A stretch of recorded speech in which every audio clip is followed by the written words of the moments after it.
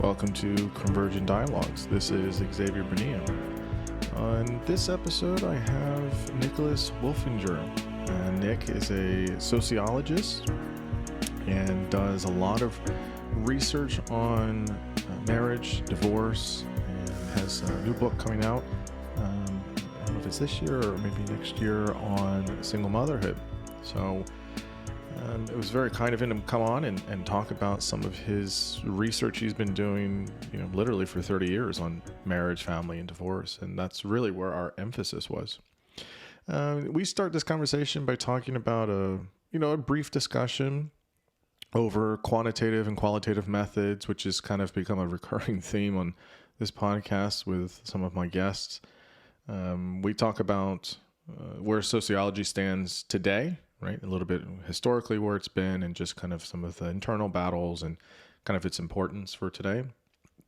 And then we jump into history of marriage in American society from, past in the 20th century and some of these generational sections, right? The boomers and, Gen X. And then we talk about changes in societal norms in the 1960s, right? In this shift from individualism to groups within the family. And then, it matriculates to society, but we kept it with the family particularly.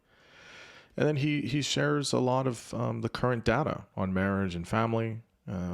We talked about data on divorce, both historically and currently. We also talk about the importance of marriage and the importance of easier divorce. And that might sound contradictory, but marriage is a net positive overall, at least in the United States in the modern era. And that's important, but also it should not be, terribly difficult to get divorced like it was historically. So we talk a little bit about that. We talk about the positive impact of religion on marriage. There's good data behind that. Talk about some of the reasons for divorce. We touch on some of the work by the Gottmans in their research and clinical work. We talk about remarriage and some legal aspects of divorce. And then he gives us some of the data on single motherhood. And we end the conversation with talking about the current state of politics and a few other topics. Nick is such a lovely person. I love his personality and his sense of humor. And, you can just tell sitting with him that, he's been doing this for a long time and he knows this stuff, but there's somehow some kind of a freshness to it where he still is able to, educate me, hopefully for listeners, but to also still have this kind of hunger and desire to continue to understand, a topic or topics he's been studying for, much of his, career. So I really appreciate that enthusiasm and that kind of freshness that he gives off. So love this conversation. It was super important, and I definitely learned a lot. So now I bring you Nicholas Wolfinger. I am here with Nicholas Wolfinger. Nick, what's going on, man? Happy pandemic times. Living Yeah. the dream. Have you been how long you been at home? All my life. My father was a professor. hmm I didn't really understand what he did, except for the fact that he always seemed at like he was at home. hmm Didn't seem to work that much, hmm and that inspired me to pursue a life where I would be around the house most of the time and not have to put on real clothes. So I've been at home all my life. Okay. But if you're if Funny. if you're referring to the pandemic, Yeah. um, I wasn't teaching, so it was moot. Oh, okay. Yeah. Okay. You're, from what I understand, your dad was, you know, well established in his own field. Is that correct? He's political science. Is that right? Do I Yeah, have that right? he was a political scientist.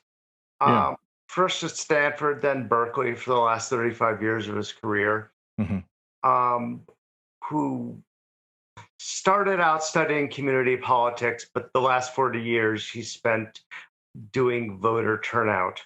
Hmm. So yeah, he had a good career. Sadly, he died about 5 years ago. Oh, sorry to hear that. Yeah. The last, finally, maybe 15 years ago, when I was already established, he finally suggested that we collaborate on something. Oh, that's nice. Yeah. So That's the really nice. last paper he published was 12 years ago. It was a paper we did together that perfectly combined our interests, Hmm. looking at the effects of family structure and voter turnout. Wow, that's really cool. I guess it would be Wolfinger and Wolfinger, Yep. right? That's cool. So, just tell us, for the listeners, a little bit about yourself and your background, your primary interest, and anything you're working on at the moment.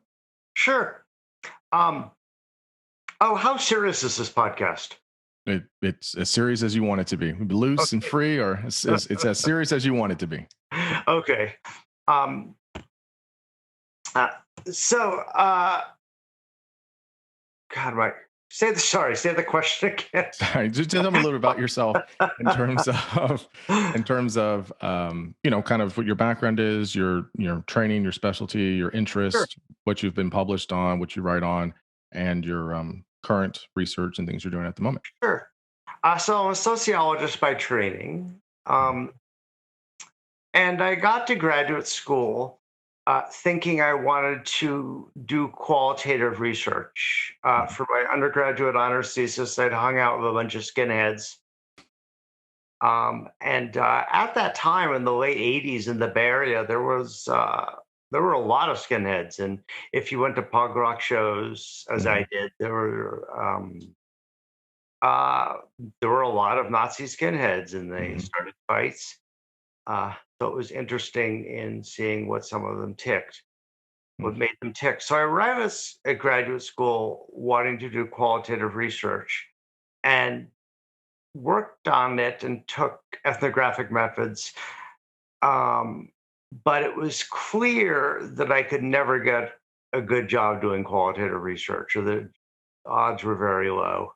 Mhm. Uh, so I started taking statistics classes, and there's no. I have a seem to have a pattern. I only work on things that are absolutely unrelated to my own life. So I started out doing work on the consequences of growing up in a divorced family, and I did not grow up in a divorced family. Mhm. As you may know, I've also written about gender equity in higher education, and I'm not a woman, Mhm. um, not yet. Uh, um, um, I've done work on religion and families, and I'm not religious, and doing work in the economics of single motherhood, and I'm not a single mother. Mhm. Uh, not by design, it just worked out that way.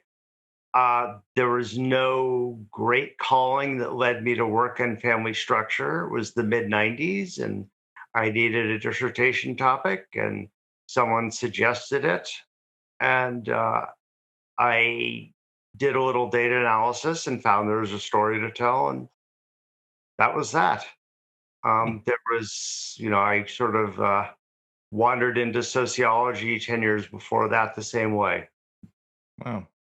It's always interesting when I've asked people how they have certain interests or certain research areas, and when you hear their story, a lot of the times it's not too dissimilar to what you're saying. They just, well, I just kind of fell into it, and someone suggested I do this, and that was seemed interesting, and then Yeah. 30 years later, it's like, well, I did a bunch of that. Yeah.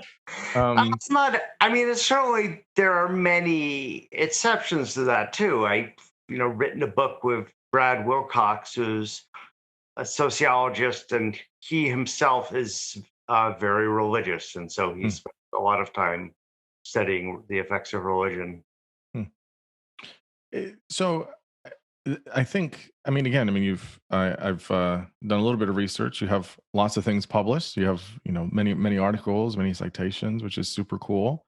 And do you consider yourself? I mean, I would have to think you do, right? An expert in uh, studying, how family groups work and marriage and divorce. Would you consider yourself an expert there?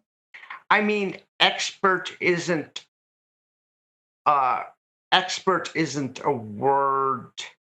used within the academy or by professors. Yes. Expert is a term conferred on me by the media and people Hmm. outside the closed system. But Hmm. yeah, Hmm. Yeah. Yeah. I was instilled in me a certain to work hard at uh, a modest, a profession, having professional modesty, Hmm. and Yeah. trying not to use terms like "yeah, I'm an expert." It sounds Yeah. No, I yeah, I think that it's a weird thing, right? Where it's like, you when people put a lot of work and a lot of years yeah. and a lot of research into something, it's like, yeah, I know a few things about this, and you certainly know more than me and probably a lot of people. So, um, okay, so let's dive into, I think, just kind of set the table and then get into the specifics of some of your work. Okay, so I've had a few I've had a few social psychologists on here, and I've had at least one, two sociologists on here. Um, and so there seems to be, and I'm curious because you already kind of alluded to it, there seems to be this emphasis that sociology places on qualitative research.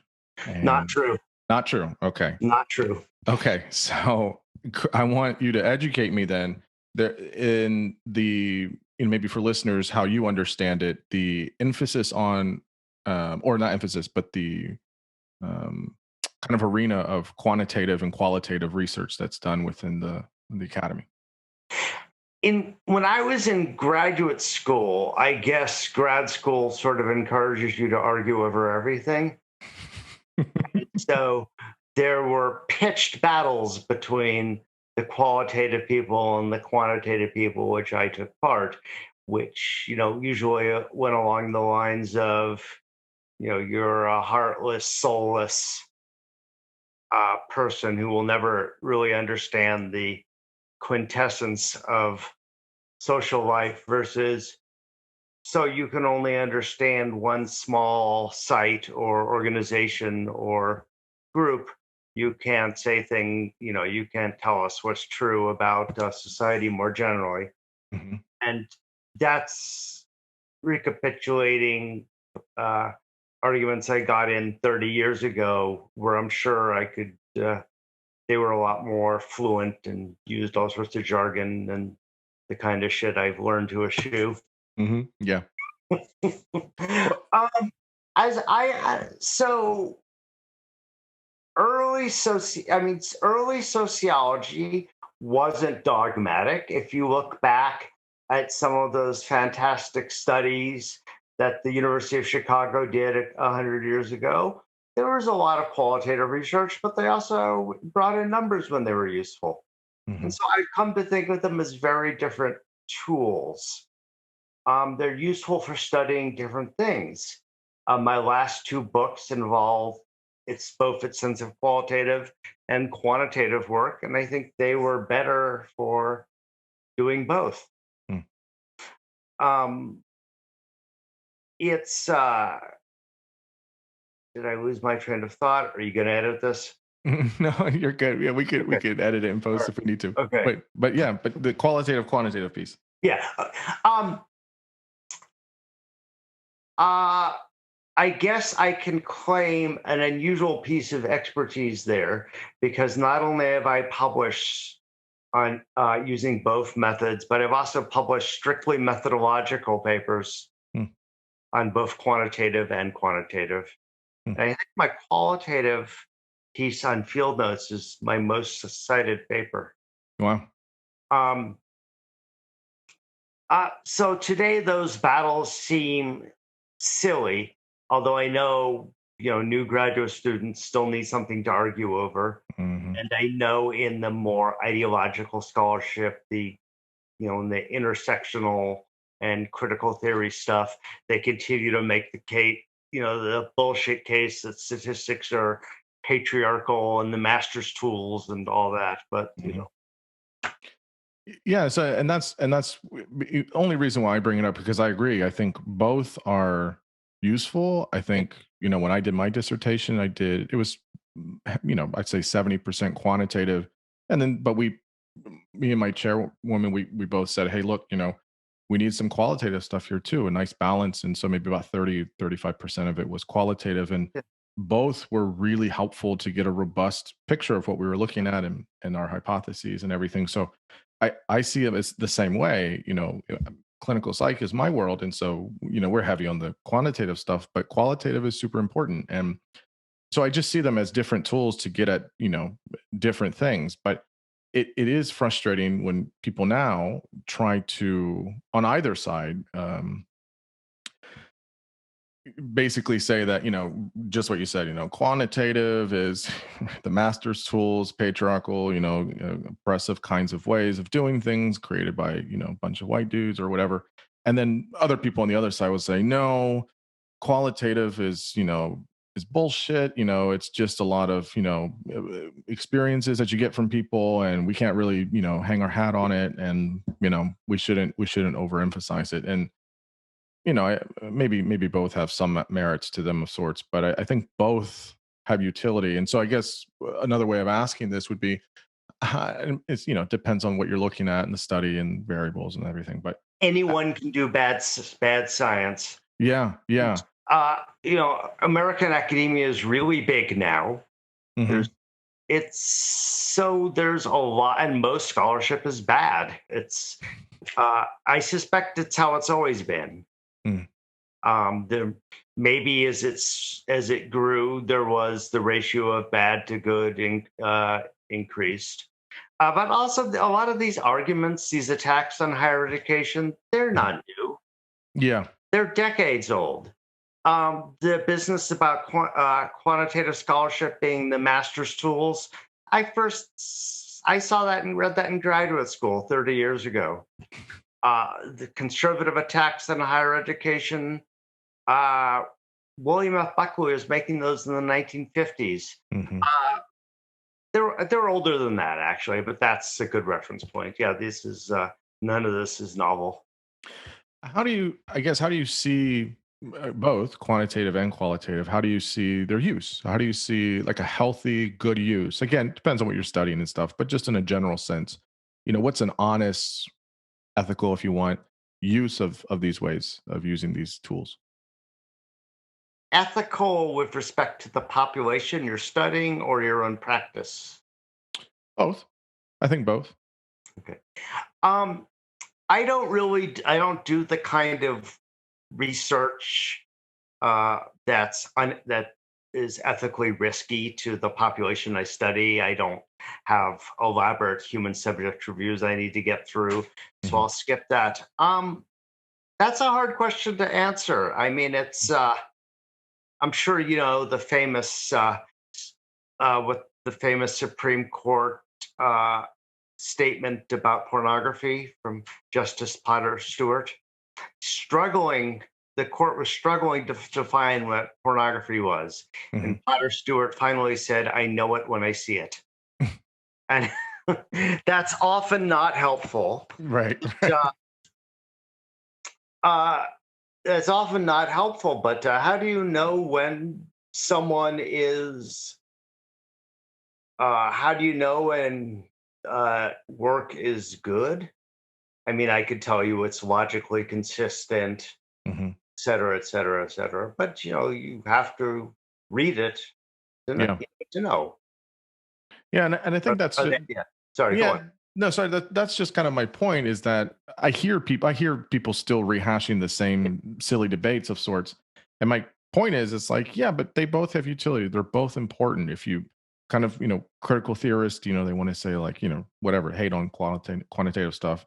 It's like, okay, but no one's trashing qualitative. I mean, I'm not. I don't think there's anything wrong with it, but I think it's another way to get at it. And so I'm always kind of keeping my eye forward looking of like, well, how do we use both in good ways, right? Where we don't have to trash one or the other and we can use it in helpful ways and have fruitful discussions about that. So, I mean, part of it is that the top journals are overwhelmingly quantitative.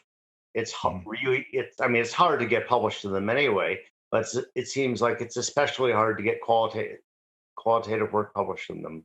Yeah. More faculty hires are still quantitative. So, I mean, there's the constant grievance of the minority Mm.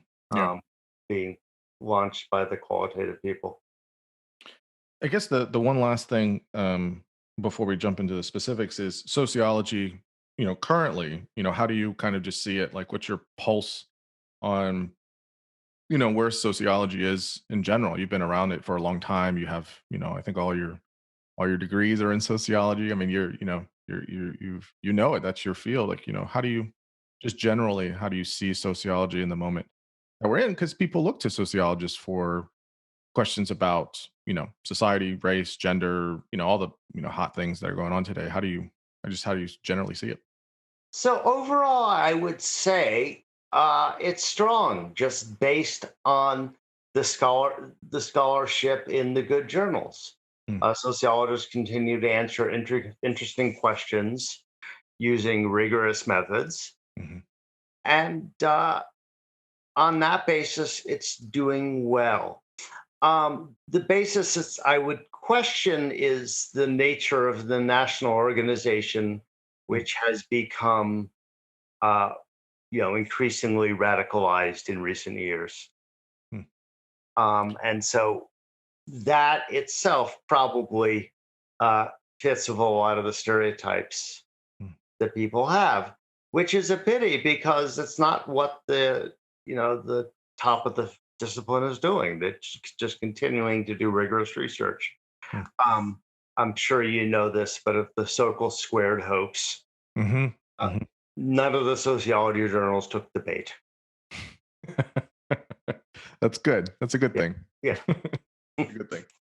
Um, um, so so yeah, it's a pity the national organization doesn't reflect the discipline as a whole. mhm. Um, it's but what can you do?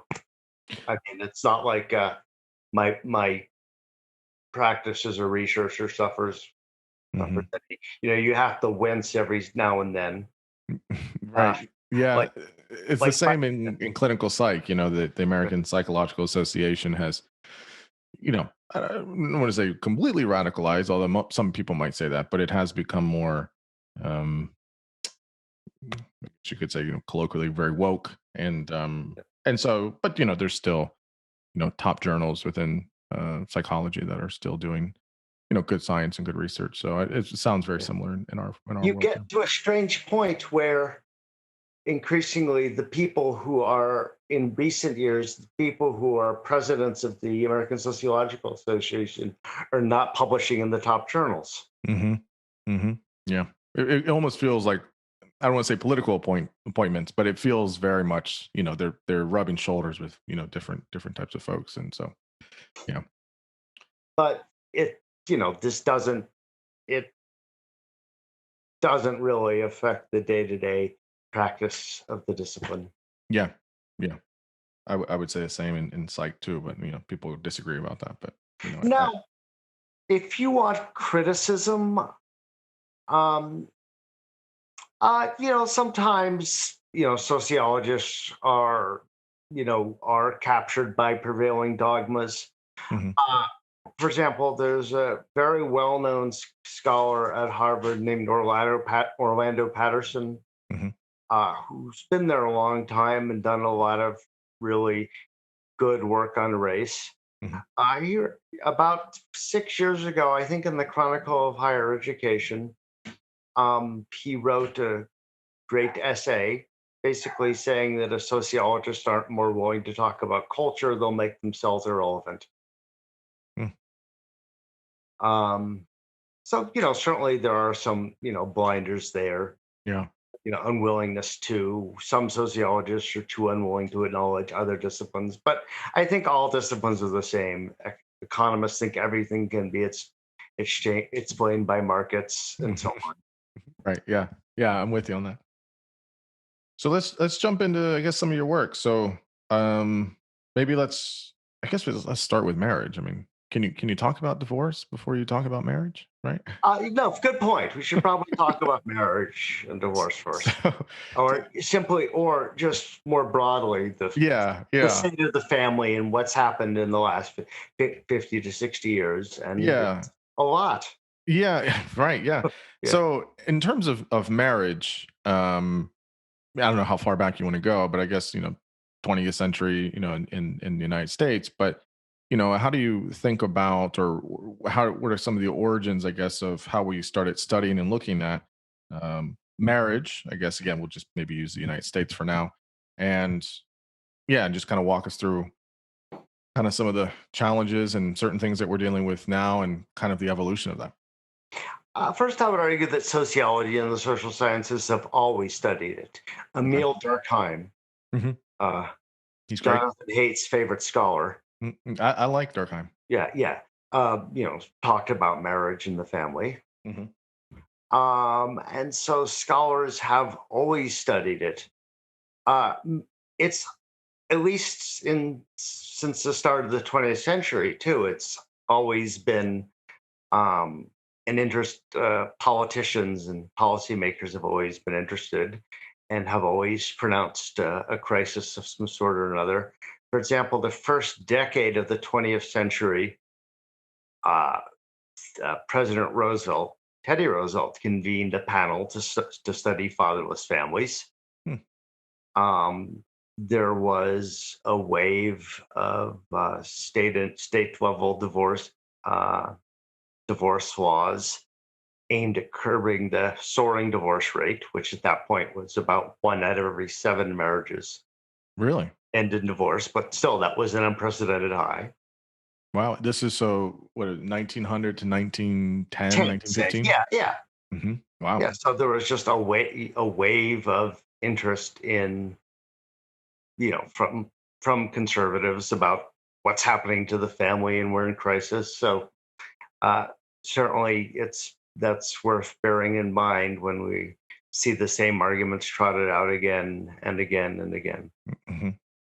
So where did it guess, it sounds like that's kind of a recurring theme, but Yeah, when we understand, I guess, marriage in the past 50 years, yeah, what was kind of like a big, a big line in the sand, or a big point, or a big, piece? Was it, the right. 1960s, 1970s? That was kind of, a big push for understanding and, quantifying how we understand marriage and families, or how would you say is? That's a really good question.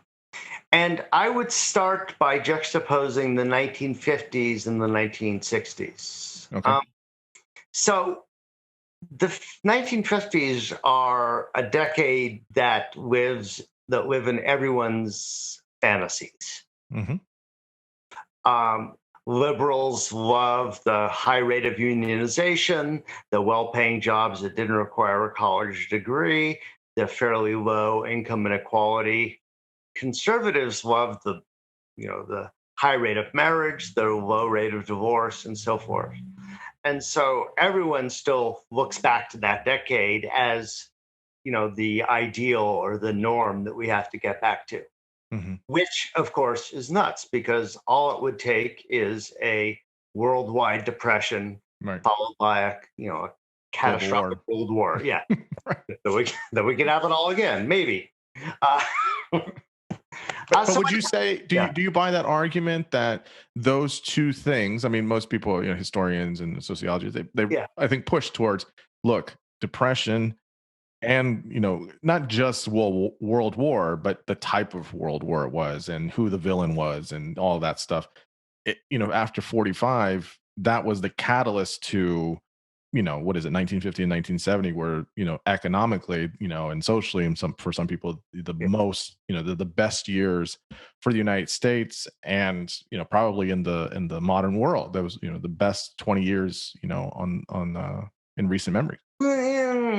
Okay, so yes, there are the good features, right? Low Hmm. divorce rate, high rate of unionization, low income inequality, soaring living standards. However, the 1950s were not so great if you weren't white. Hmm. Were not so great if you were gay, and One thing that fascinates me is the worst persecution of gays in the last 200 years happened in the 1950s. Hmm. Not in the 19th century, but in the 50s. Yeah. And it was good for the women that wanted to stay at home, and most of them did. Hmm. But for those of them who wanted careers of their own, it was not so good. Hmm. Um, a story I often tell is that in the 1950s, my mother was in the right place at the right time and worked at an ad agency in New York. And because it was New York, she was allowed not, to actually be part of the business, to write copy and design campaigns. Based on this experience, she said Mad Men got everything wrong and she wouldn't watch it. That was my obviously that's my first thought. I wasn't around then, but I'm like, oh, so your mom was, the quintessential Mad Men Yeah, type of yeah, Mad Woman. a Mad And Woman. then she was at an agency called McCann Erickson. She worked for Marlboro and for Exxon, with the company that became Exxon. Mhm. And McCann Erickson was a big agency that had offices all over the world. And she and my father moved to California in 1960 so my dad could start at Stanford. Mhm. And so my mom showed up at McCann Erickson in San Francisco and they told her, um, the only jobs we have for you are typist or receptionist. Mhm. She consulted with my father, and the judgment of the two of them, in her words, was that they could go fuck themselves. So, Good for her. okay, this is a long story that had nothing to do with the topic she wanted to ask me. No, it's great. Yeah, Well, I was asking about the catalyst. So most to the 50s being great yeah. and 60s Okay, being great was World okay, War II and right, depression and stuff. right. So I was saying it was 50s were great for some people, and there Right. were certainly good things about it, but it was not great for everyone. Right. Yeah. If you Uh, were black, the 50s were a terrible time. It was yeah, just terrible. I mean, better than preceding decades in Well, that's the many counter, respects. right? The counter Yeah, argument is, well, look, Nick, we can't get it all in one decade, man. There's some good moments. It was progressively getting better, and look where we're at now. It was a good time, but but it's progressive. It it was, wasn't yeah. all going to happen in 10 years. Yeah, but that was not since we had an entire region of the country that was undemocratic. It was Yeah, yeah, not an acceptable place to start. absolutely. So, what fueled the high rate of marriage and the low rate of divorce? Well, the economy was good, which meant a one wage earner could provide a middle class lifestyle for the family. Mm. Um, there was a big boom in divorce right after World War II, as there always is after a war. We saw the smaller booms after the Civil War and World War One, and so that weeded out a lot of the bad marriages. Mm. And then the 50s also had relatively, a comparably small birth cohort Mm. represented among the young adults because uh, the birth rate had gone down during the Depression because people couldn't afford to have kids. Right. And so the cohort that attained their majority in the 50s was small. Mm. This drove up wages. It probably reduced crime. And it also drove down the divorce rate because people are less likely to divorce when there are few good alternatives to their current spouse. Mm. And the studies that show that are really interesting. You know, they merged, census data on gender ratios with individual data and showed that if there are more single people, you are more likely to divorce. Mm. Anyhow, so all of this pushed down the divorce rate, and then, of course, was consecrated in a lot of pro-family messaging. Yeah, my I can feel the pull of my question here is how much did religion have to do with this? Whether it was cultural or actually practicing religion. What is the stereotype? Catholics have 20 kids, and right? I guess Protestants at the time they also had a healthy amount. is there some of that too, where religion with the messaging, right, Yeah. was Oh this yeah, yeah, idea was pushed yeah, by, you yeah, know, be fruitful and multiply and all that good yeah. stuff, or um, Yeah, certainly there was more religious participation then than now, and as you know from bowling alone, just greater participation in civic organizations of all kinds. mhm. And so this what we're really describing is that there's a whole, right after 45 when the war ends, there's the boomers, right? Right, I mean, right. that's is that Well, is that a term that's used? I speak of the baby boom. I Uh-huh. mean, I end up these generational terms: boomer, Gen X, Gen Hmm. Y. Hmm.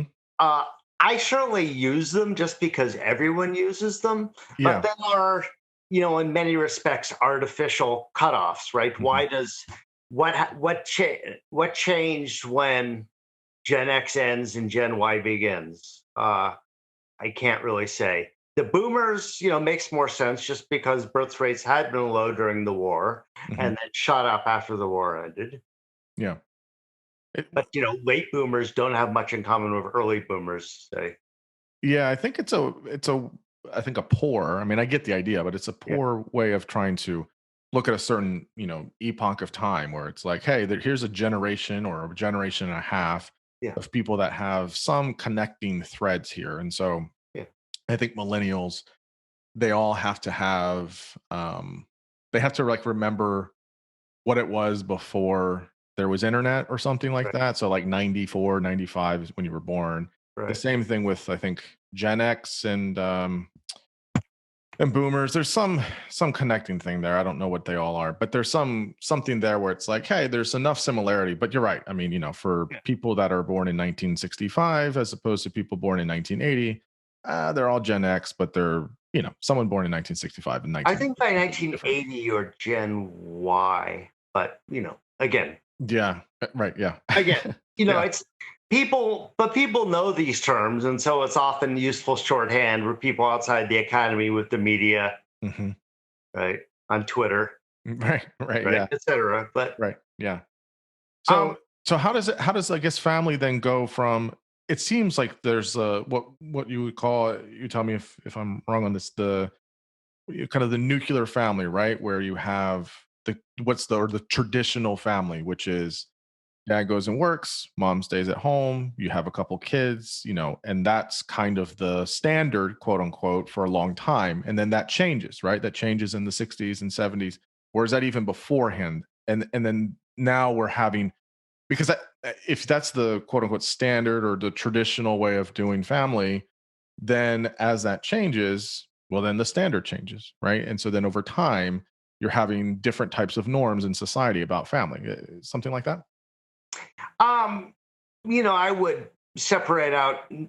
Well, I try not to do norms. Okay. Okay. Um, I This is my clinical world coming in. no, no, no. You love norms. Where I'm very much an empiricist. Okay. Since this is a podcast, I can say if I can't eat it, fuck it, burn it, or spend it, it doesn't exist. Uh, Oh, that's great. um, so, I really like what, in quantitative work, working with things. And sorry, this is a sort of an indictment against a lot of your field, but No, go ahead. Go I ahead. like I really like working with things I can measure cleanly, like, are you married? How much education do you have? Hmm. Were your parents married? When did they get married? Just because it cuts down, I have greater faith that they do exist, and it Hmm. cuts down on the measurement error. Yeah. That Yeah. having been said, we can't tell the story about how the family changed without recourse to changing norms and cultural values, Hmm. because that's part of it. Hmm. Um, let's go back to the 60s. Okay.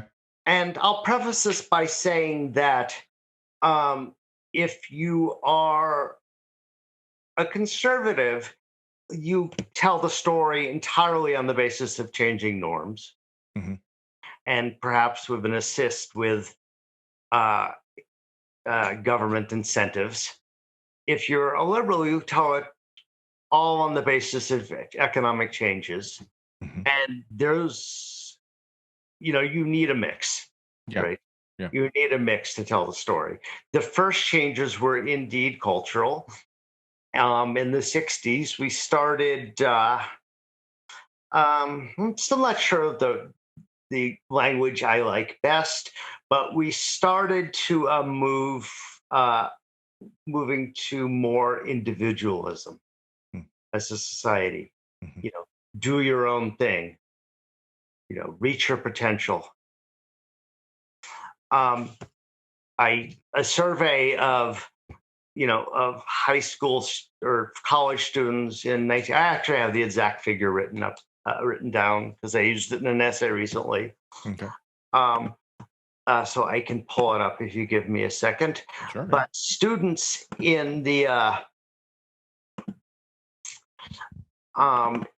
college students in the mid 60s, when asked if they have a meaningful philosophy of life, I think, or how important it was to have a meaningful philosophy of life. Something like, let me get the exact number. Sorry, hope we can cut out all this dithering. No, you're good. You're good. Uh, yeah, almost 90% of college freshmen deemed, quote, developing a meaningful philosophy of life to be a very important or essential personal goal. Hmm. I'm not sure I have a meaningful philosophy of life. I think if I asked that question to my undergraduates, they would be gobsmacked and not know what the fuck I was talking about. Yeah, that's It'd right. be Yeah. shit, right? Oh yeah. Oh yeah. They'd be like, I have no idea. I haven't even thought of this question. What's your personal philosophy of life? Go. You just get terror inside from all your undergraduate students. No, I think I would just get bewilderment. Right? Yeah. Right. It would probably be the first time hearing that question. Yeah. Mindful of Twitter debates, a couple of years ago, I asked them what they thought about safe spaces and trigger warnings and all that. Mm-hmm. And that was more or less the reaction. Hmm. It was, huh? Oh, yeah. One said, once we had a clash where we had a trigger warning. Mm-hmm. And this was delivered in a flat affect, not, no, this is great, or this was terrible. Right.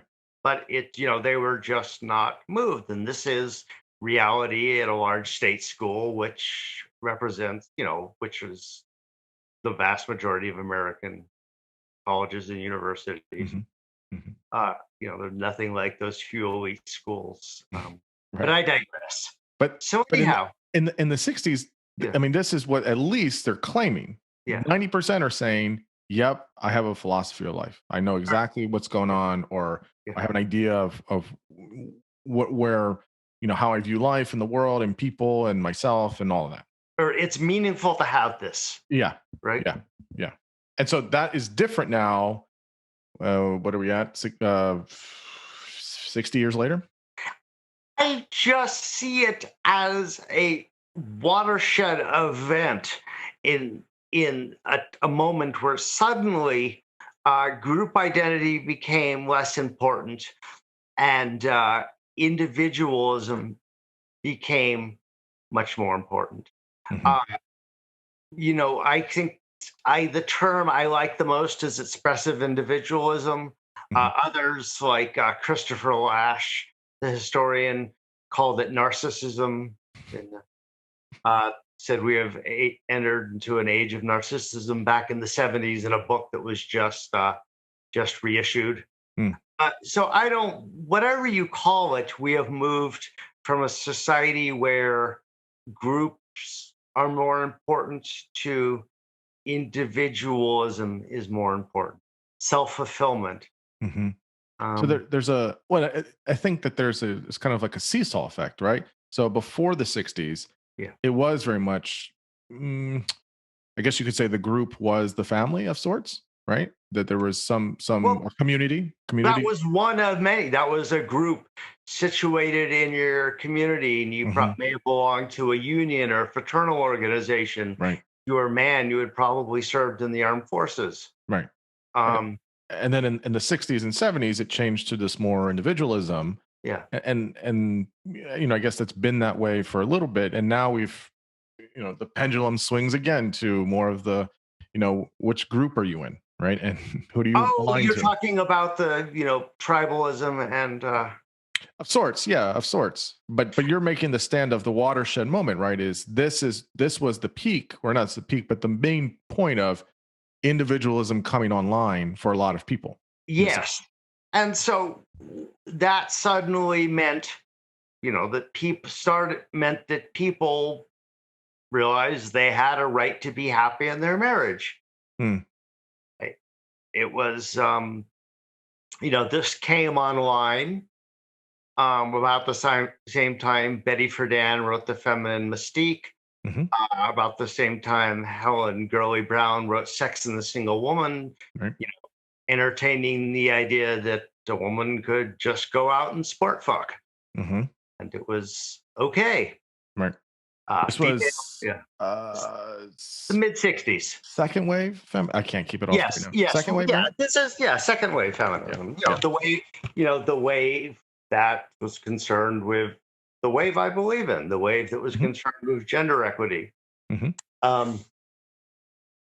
Um, at the same time, birth control became available.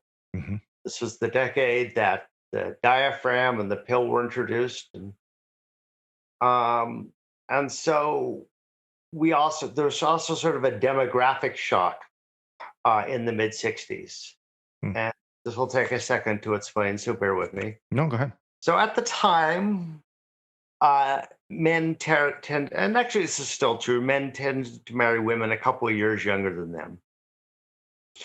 Um, so in 1963, women who were born, who were the first baby boomers, were turning 18 and eligible for marriage. Hmm. So they would naturally marry men who were a couple of years older. But those men didn't exist.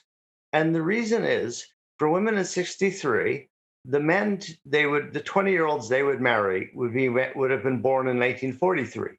Hmm. But birth rates were very low in 1943 because all the men were off fighting Hitler and Hmm. Coach. Right. Right. So uh, suddenly there was a huge number of women becoming of age who had no men Hmm. because there was just a big cohort of it, right? So of course most of them got married eventually, but some of them didn't. And in the time, uh, they suddenly had um, they had the feminine mystique and Sex and the Single Girl and the condominium and the IOU and the diagram and Hmm.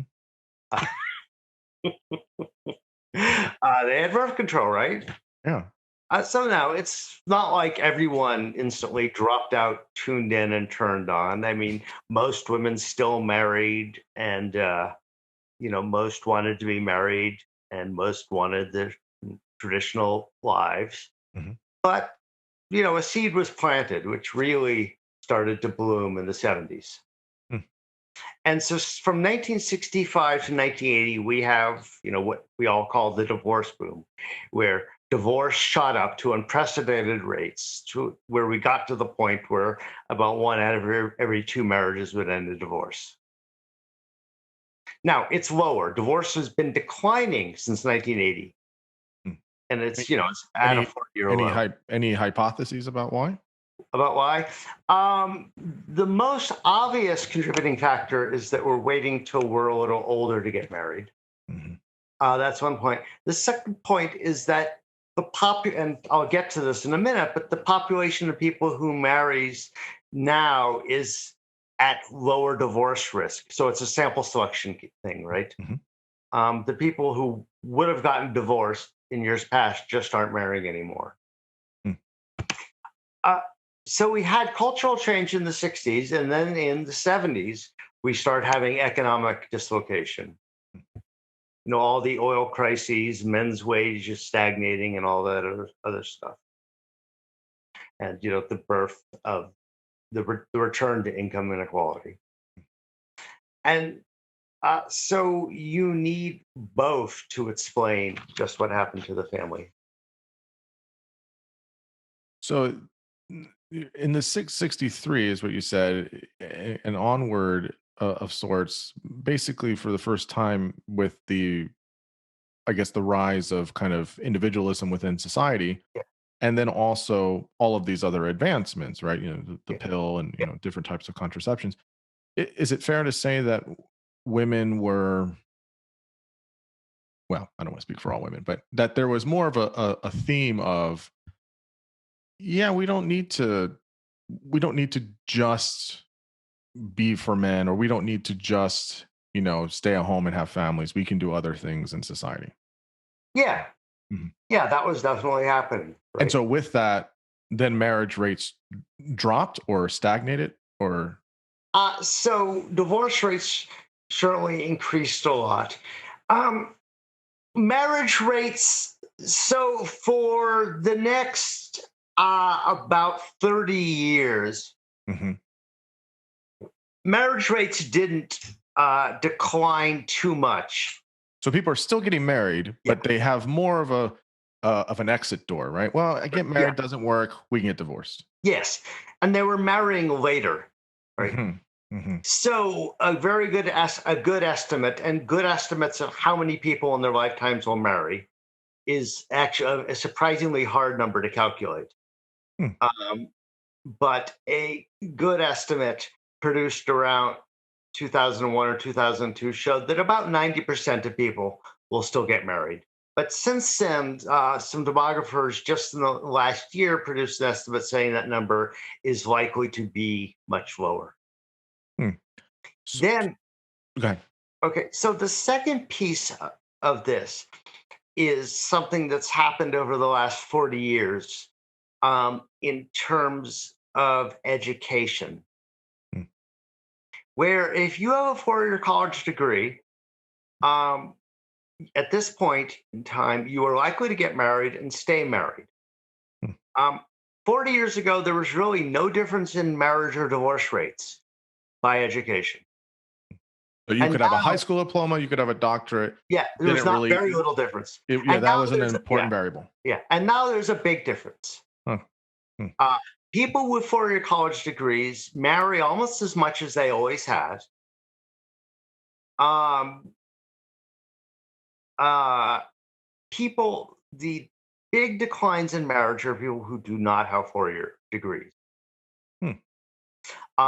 You know, the people who are, well, there's been a ton of social science on it, from Bob Putnam to Charles Murray, now it's this Angus Deaton and Ann Case's Deaths of Despair. Mhm. Mhm. So those are the people who stop marrying, and when they do marry, have a higher divorce rate. Hmm. What are your is there any reasons about what could be contributing to that? Um, there's a lot. Any that are satisfying to you? Any that are like, Oh yeah, yeah. I mean, there's a lot that are satisfying. I just, have to. I would not do this topic justice with a glib answer.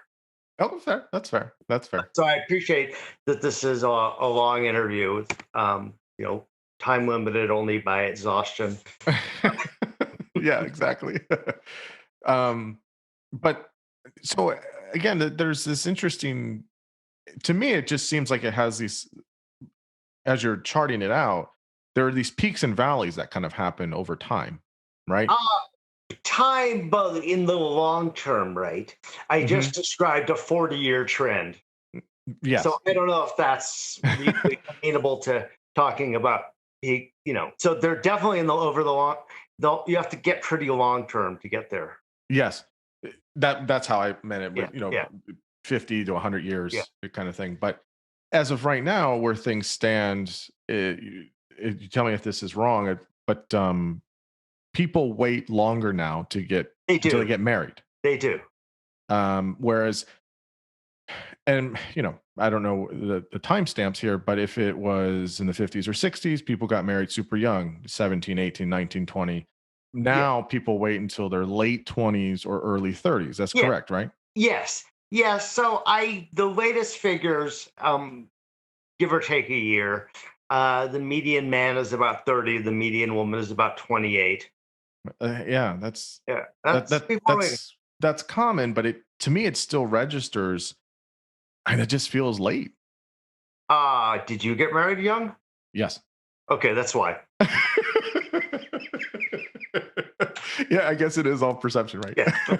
Oh But yes. I mean, that's doing this research and something I just taught a class in divorce. mhm, The first thing is you have to leave your own experience at the mhm, door because mhm, you're we are coastal elites, right? mhm, Just, mhm. uh, let me tell you really funny story about this. Please, yeah. Um, so in the last couple of years, I've done a lot of blog posts based on data about sex.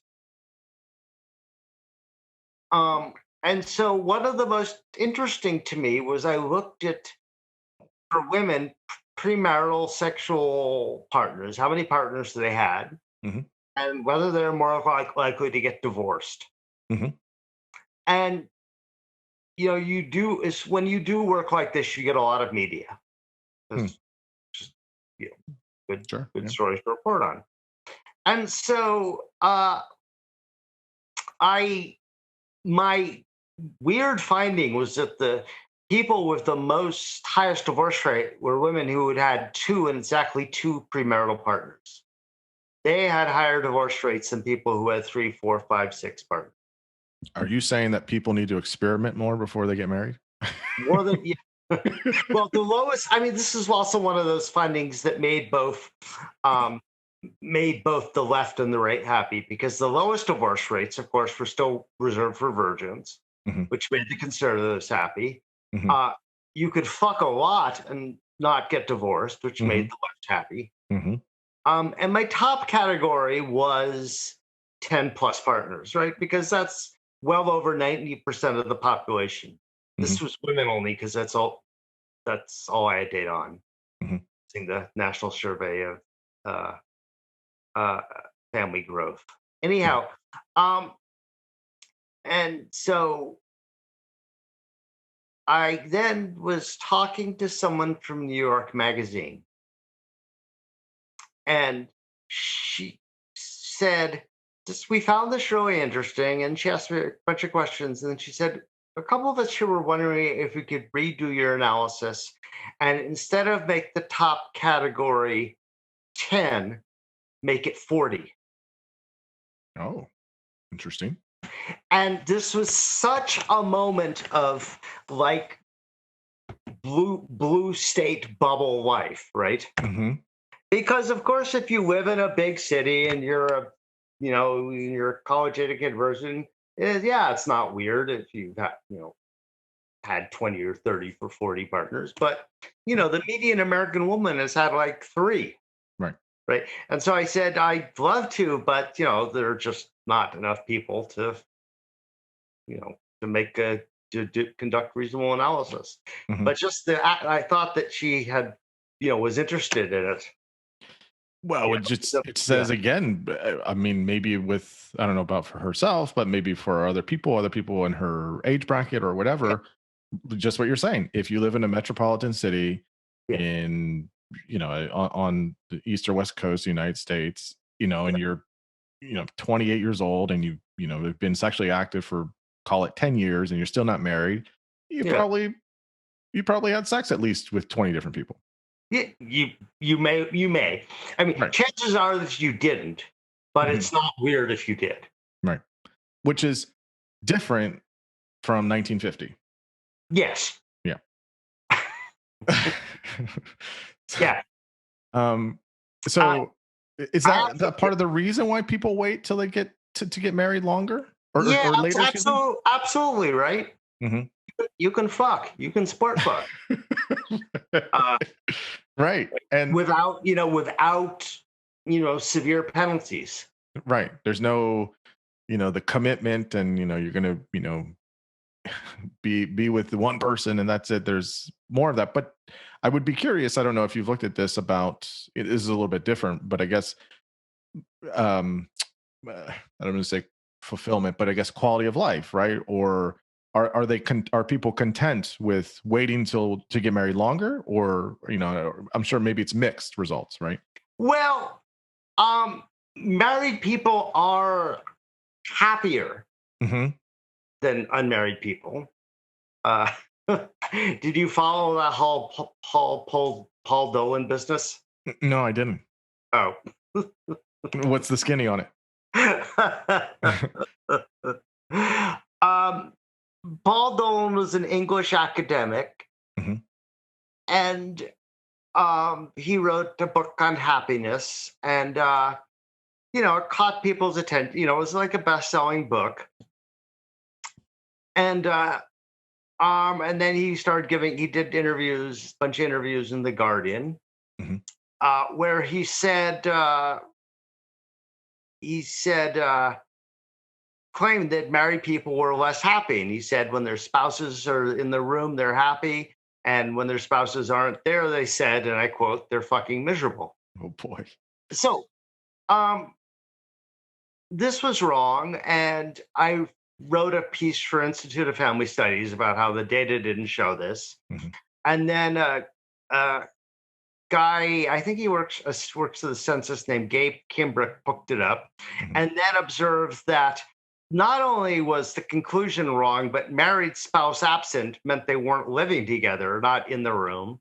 This English guy just didn't know how to analyze data, Hmm. and then and then Claire asked me to write something in Quillette about it, Hmm. and so I did, and then he got dragged in on the BB. This guy got dragged, which he deserved, of course, just for doing bad science. Right. I mean, Anyhow, yeah. it was all fun, just my perspective. But that's the data I see as well, is Yeah, that people are typically happier yeah, when they're married. yeah, I don't know if that's dependent on if they get married younger or later, but just in general, yeah. they're They are, happy they when they're are married. right. Um, and so, in terms of current trends, I guess you could say, Yeah, so people wait longer to get married, late 20s, early yeah, 30s, yeah, and say kids, right? So in terms of family dynamics, people are having less kids now. Is yeah. that Oh yeah, correct? yeah, Right. So one, two kids. We're not having yeah, people that have eight, nine yeah, children. yeah. Is that also loading on economics? I would imagine is a big part of this. Or what's the kind of drop in, or we're just more agnostic, or Um, so I don't know as much about fertility and fertility trends as I do marriage and divorce, but okay. I do know that they're an all-time low.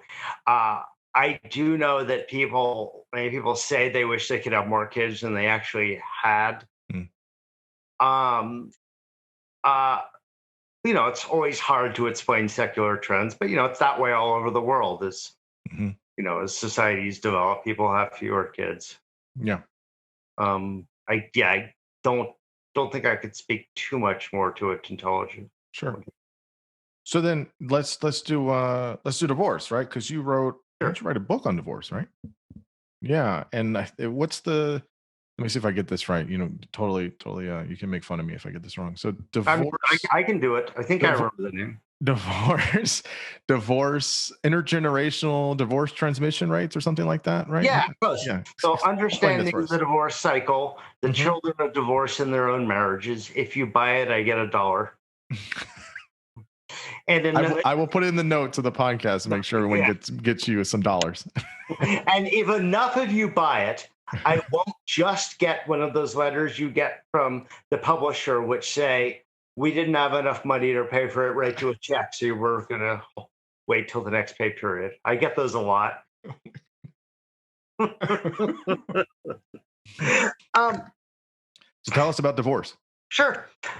So as you know, that divorce spiked for the reasons I described in the 65 to 1980. It's gone down there. It's gone down since. My book is about if you grow up in a divorced family, how it affects your own marital behavior. Hmm.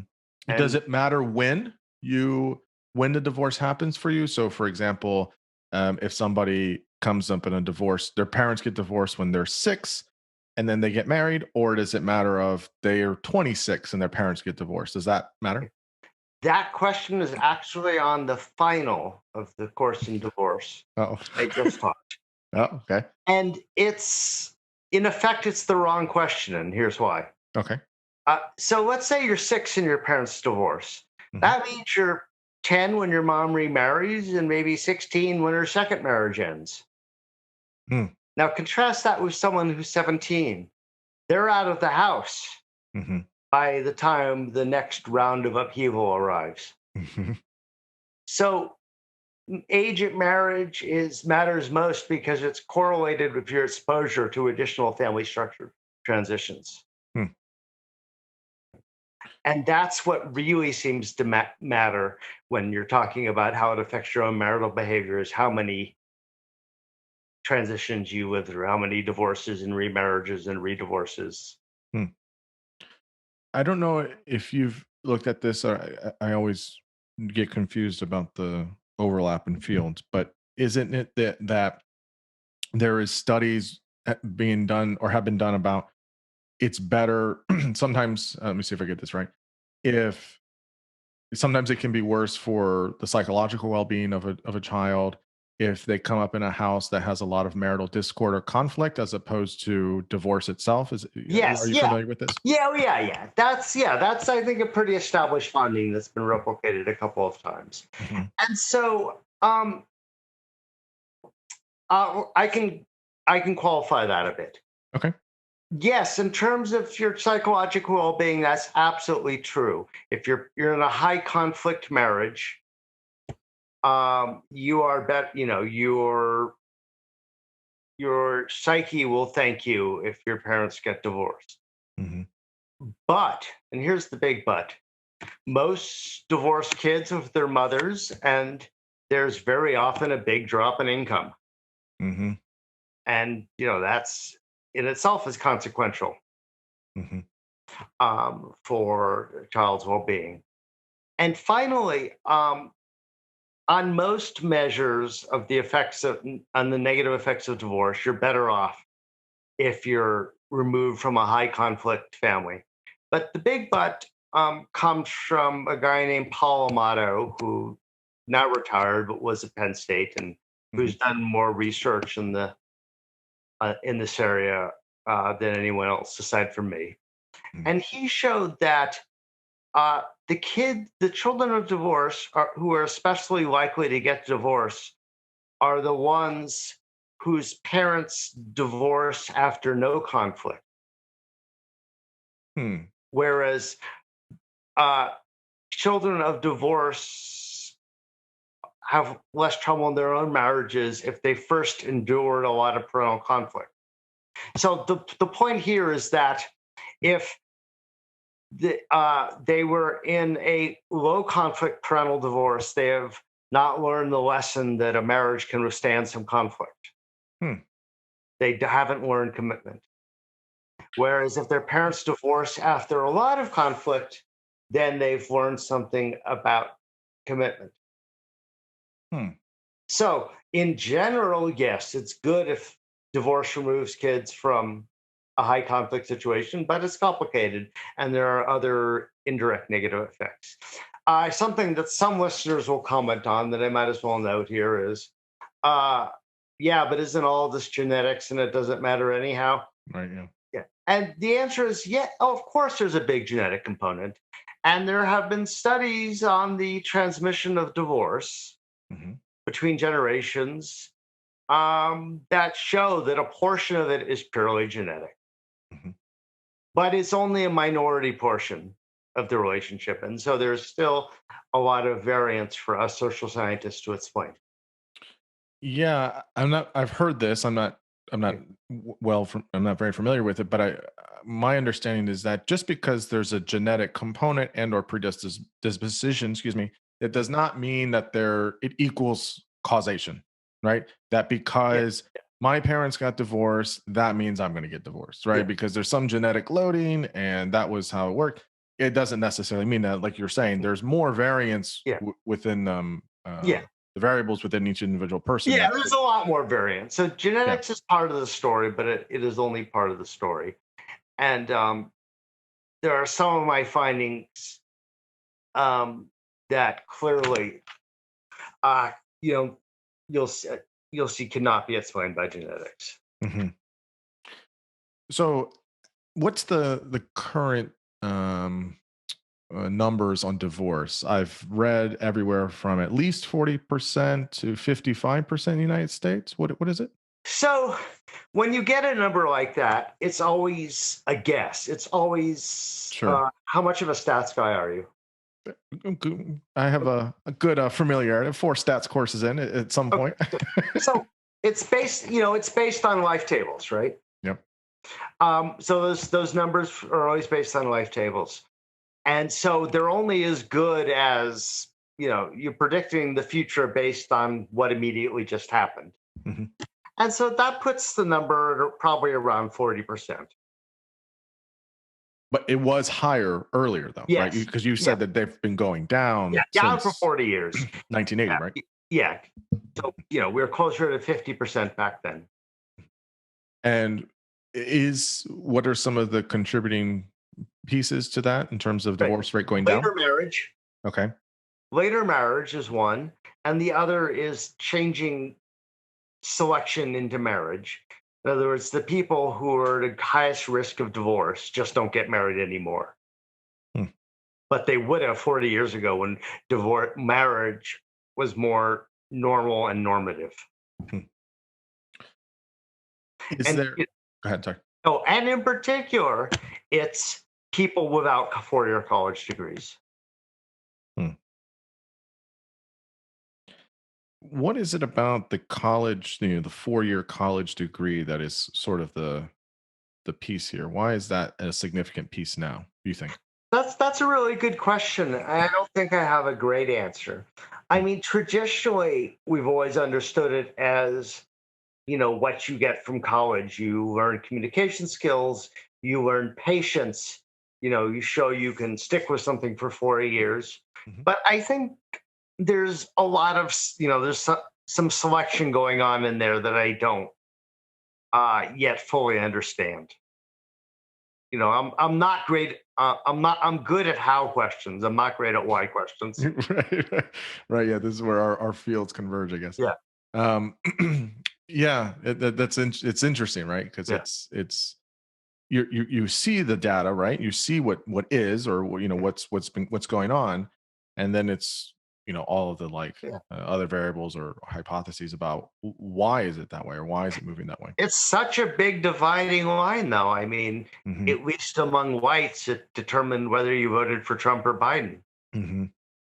Yeah, it is. I'm gonna come back to that in a minute, but is there? This is just generally with population. Do you break this down by variable in terms of, or certain variables, and how you load it in terms of race or culture, or is there? I don't know how. I'm sure you've looked at this. How nuanced does it get? Is divorce rates Right. higher for certain groups of people, or certain regions, or certain So, races? race, yes. Uh, I'm fond. The source is very disreputable.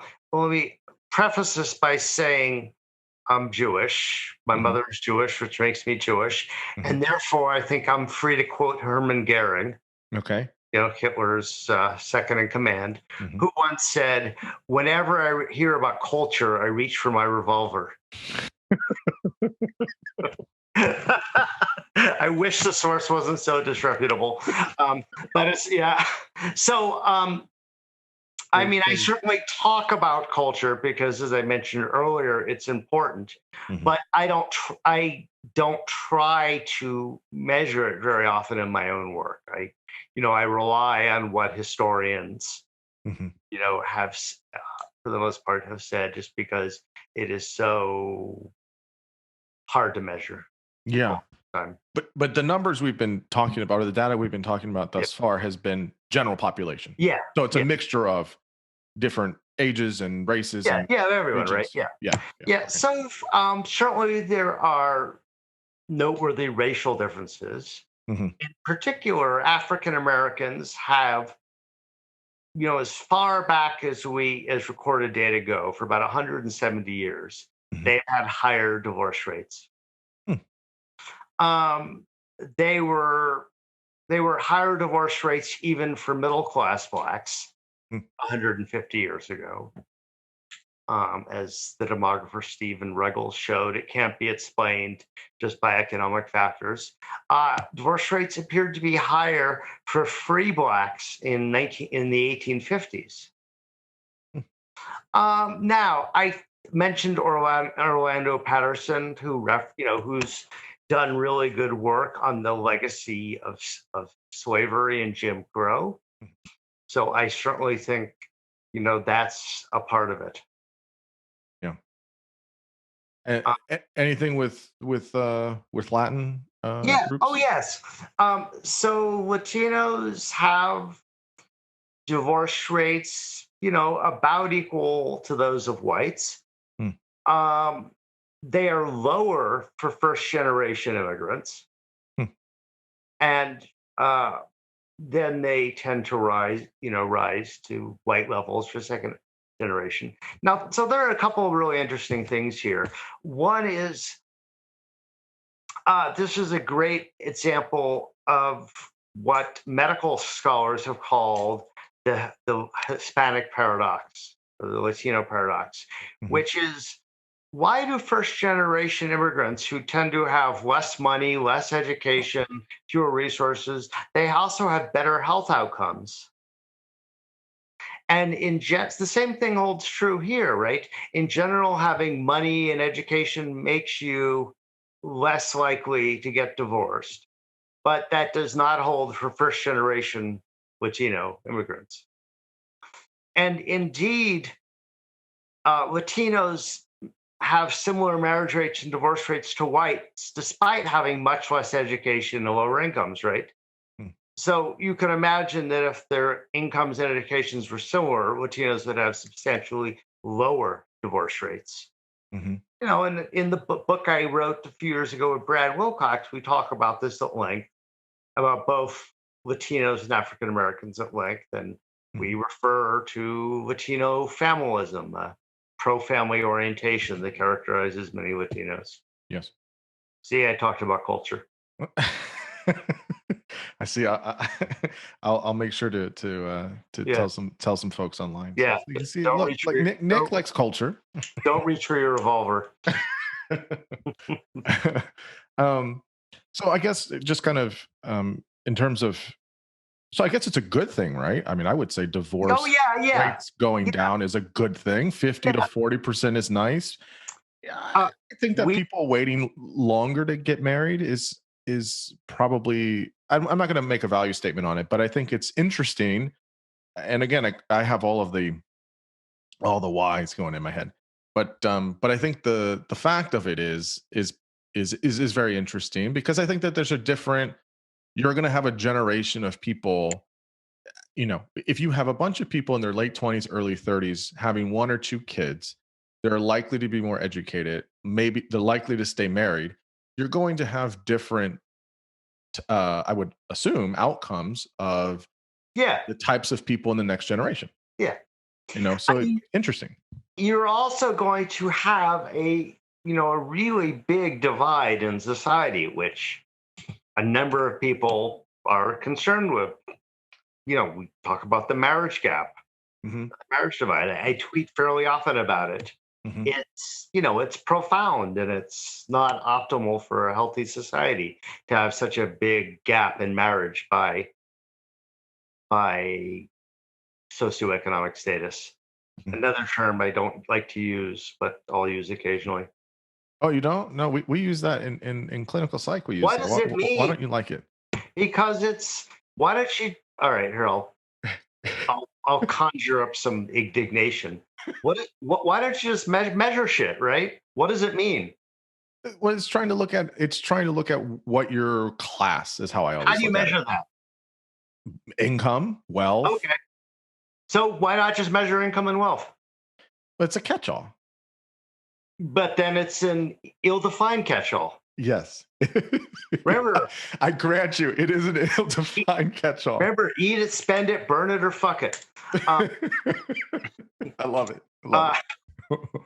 Right. It's a catch-all. yeah, right. So I try not to use those in my work just because I want to, they may have income and education and wealth may have different effects on your dependent variables. Yes. Yes. Second, Yes. why not just, be precise and measure? Mhm. Yeah. So Well, I will people use get it. all upset because it's like, it's so painful to have to try and tease out every single thing, but it's important. I mean, Yeah, I think it is important. scholarship is Yeah. teasing shit out. Yes.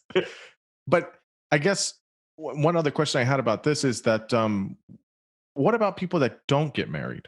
Have you looked at any of I don't know any of the data on that, but I feel, maybe I'm wrong, that there are more people now that don't get married than they did 60 years ago. That's definitely true. At this point, according to fairly recent estimates, the number of people who will ultimately get married is way down. I can't remember the exact number, but Mhm. it's substantially below the 90% that held until about 20 years ago. Um, And I think that there's certain, this is kind of moving away from the yeah, data, but there's certain vestiges we have, I think, in our, we'll call it cultural norms about that, right? Like if you are 35 years old and you're a single male, let's say you're yeah, not engaged, you're not yeah, necessarily dating anyone, you don't have kids, you've never been married, there's a certain type of still uh, attitude or approach that people will have. Like, what's yeah. wrong with you? But your World of Warcraft character is elite and fucking jacked. Uh, yeah, right. I mean, uh, I so I agree with Brad Wilcox that marriage is important, that it's a social Sure. good, that Yeah. it confirms, norms Hmm. and status on people. Hmm. Um, we have, we have some disagreements about what to do about it and what it means, but I agree with them on that part. Hmm. Yeah. I mean, I don't know if everybody should be married, but I definitely think it is usually a net positive, probably. Yes. Oh yeah, yeah. Yeah. I mean, it's good that there are outlets, Hmm. both literally and figuratively, for Right. those people who aren't suited to marriage, where Yeah. 60 years ago they would have gotten married, whether it was good for them or not. Hmm. Hmm. That part of it's good. Yeah. Yeah. No, Uh, I would agree. but I think it's bad that there is less marriage overall. Hmm. I guess the one thing we've sort of hit on, but I don't know if you want to expand on this because I think it's in one of the books you wrote. Maybe it was with Wilcox, was the impact of religion, and Yeah. maybe this is more of his. No, that's our say. Okay. Yeah, I mean that's the book is about our book is about religion. Yeah. And in it we show that religion very broadly is a force for good in marriage. People who are religious are more likely to get married, stay married, and have happier relationships whether or not they're married. Hmm. And the first thing to point out is that the benefits are equal whether you're married or not married. That helps you either way. It helps you have a good relationship. The second is it doesn't matter what faith, Hmm. just so long as you participate in it actively. Hmm. And at the end of the book, I point out that we actually have data that measure some network effects. Hmm. Whether you're enmeshed in a religious community. And, that explains part of the effects of religion. Hmm. It's just whether you have friends you attend with. Mm-hmm. And so we observe that a lot of this is not uh, unique to religion, Mm-hmm. but religion is the primary way in modern America that we find ourselves enmeshed in communities, Hmm. Yeah. communities that promote good behavior. Yeah, that it's almost that religion is serving as an activating agent of Yeah, sorts yeah, to push that. yeah. I'm reminded of Paul Bloom wrote a paper. I think he wrote it by himself. Maybe there's a few other authors about how basically religion is just that, right? Religion is primarily used as um, explicitly or otherwise as a source of communal um, Yeah, types that's a lot of of it, keeping each right? other together. And Yeah. that's the main thing. It's not even for morals, really. Some people use religion for morals, but most people So use it for community. I would argue the morals are part and parcel of that, right? Okay. And the morals might not even be those that you traditionally conceived of, like, don't fornicate, Hmm. um, but just good, golden rule theology, right? Hmm. Yeah. Uh, the data we look at shows that people who are religiously active, it's one of those great variables because it predicts everything. They are more likely to work regularly. They're less likely to abuse drugs and alcohol. They're less likely to go to jail, et cetera, et cetera, et cetera. Hmm. Right. So it just promotes good behavior.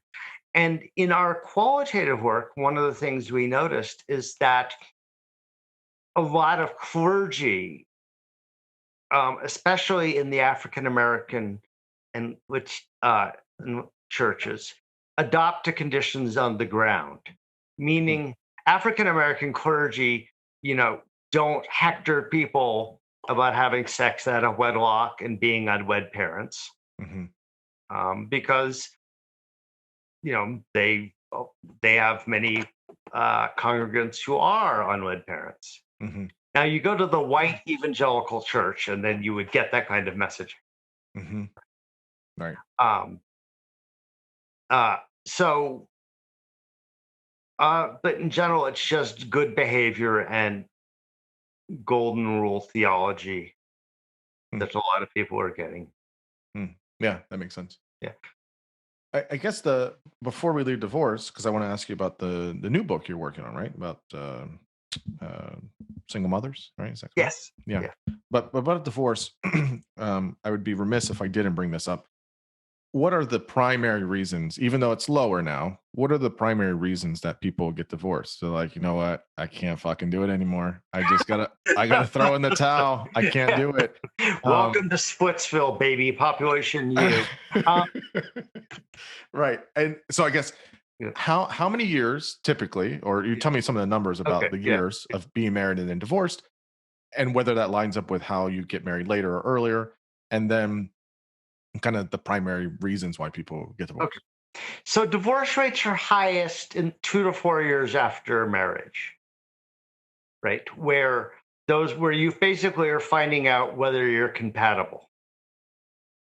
Um, Does it matter if you've lived together or dated a long time before that, or no? if you live together, it looks a little different. In the But positive? uh, I'm blanking on that. It's okay. All right, I'm blanking on that part. Um, um, but in general, it's if you look at all the data, it's 2 to 4 years after. But I have those data in my computer. I'll actually run the life table after. So Okay. D- anyhow, I should know that, but I don't. No, it's okay. Does what about this? I mean, I'm sure. I mean, you've seen the movie, right? The Marilyn Monroe 7 Year Itch kind of film, and all. Is It's that a just myth? Is that a myth? Yeah. I mean, in terms of divorce, it's a myth, Yeah. right? Okay. Now, if you look at the median marriage length, you'll get a number like 8 or 9. But so close to 7. But that's since it's so the how the try to say this non-technically, the hazard function of divorce is so nonlinear. Yeah. Looking at the median is meaningless.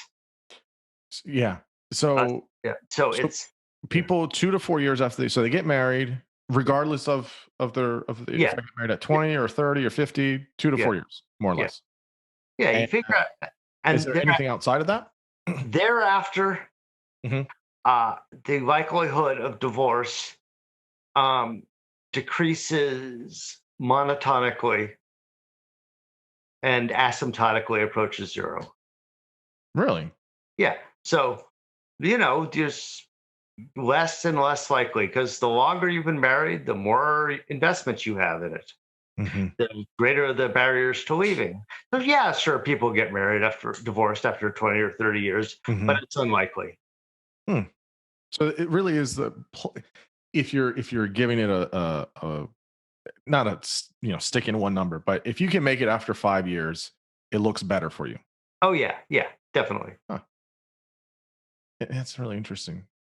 And you said what is the I know you said it was less important, but how long do people usually on average stay married? I get, I want to say, a median of around 8 or 9, but it's a bad number, right? Okay. It's a Twim was tweeting about uh, um, Manza Kaido was tweeting about this, right? Just a couple days ago. Yeah, Uh, I mean, he pointed out in a tweet that not all means are meaningful, and he's absolutely right. yes, yes, yes. I Right, think I came because across this. Yeah. yeah, that's just because it's not a normally distributed or Hmm. even monotonic Hmm. function. Because it's not relative to within context, right? And then there's too much variance sometimes, I think, as well, right? Yeah, yeah. And it's also shifting. So in some way, so yeah, You do you have where do you release your pods? all platforms. So Okay. Apple, Spotify, Google. I mean, is there a web page or a tweet I could append the hazard function of marriage if you want? I could pass it your Okay, way. yeah. If you send me the link, I can. Okay. I'll Yeah. just I'll just make a picture and send you a file Okay. Yeah. or Yeah. something. Okay. Yeah. That works. So okay, and the reasons why do people typically get Okay. divorced? So this is another one of those questions that's hard to answer. Um, in fact, I don't think there's a good answer. And the reason is husbands give one set of answers. Wives give another set of answers. Um, people give different answers if you ask them during the divorce or after. A therapist working with a couple will give a totally different set of answer, and a demographer like me will give yet another set of answers. Oh my goodness. Right. So, um, I typically talk about stuff like age at marriage and your parents' marital status and your education. Those are the variables I tend to look at, Hmm. all of which are consequential, right? Hmm. Whether you attend religious services matters a lot. So this is why I'm great fun at weddings. So people will ask me, what do you do? And I say, I'm a professor. And they say, what do you study? And I say, marriage or divorce. And they say, well, what's this couple's chances? But then it's always fine because I can then always cherry pick all the predictors of success and leave out all the predictors of Do they have a 4-year degree? doom. Do they involved in Yeah, church? Are exactly, they? right? Exactly. Right. And just leave out the stuff that would indicate that the couple's fucked. Um, So the big one, right, is infidelity. Isn't that like the biggest one, right? so here's the thing about infidelity. So back when divorce was legally limited everywhere, Hmm. if there were one set of grounds, it would always be infidelity. I suspect that's because it's the only common ground for divorce that appears in the Ten Commandments. Yeah, that's probably not a unfair assumption. And I've seen studies like Paul Amato did one. where it looked at a bunch of stuff. It looked at demographic stuff, like it looked at a lot of psychological stuff, like arguments and attitudes towards divorce and all that. Mm-hmm. And then there's a big fat coefficient for adultery. Mm-hmm.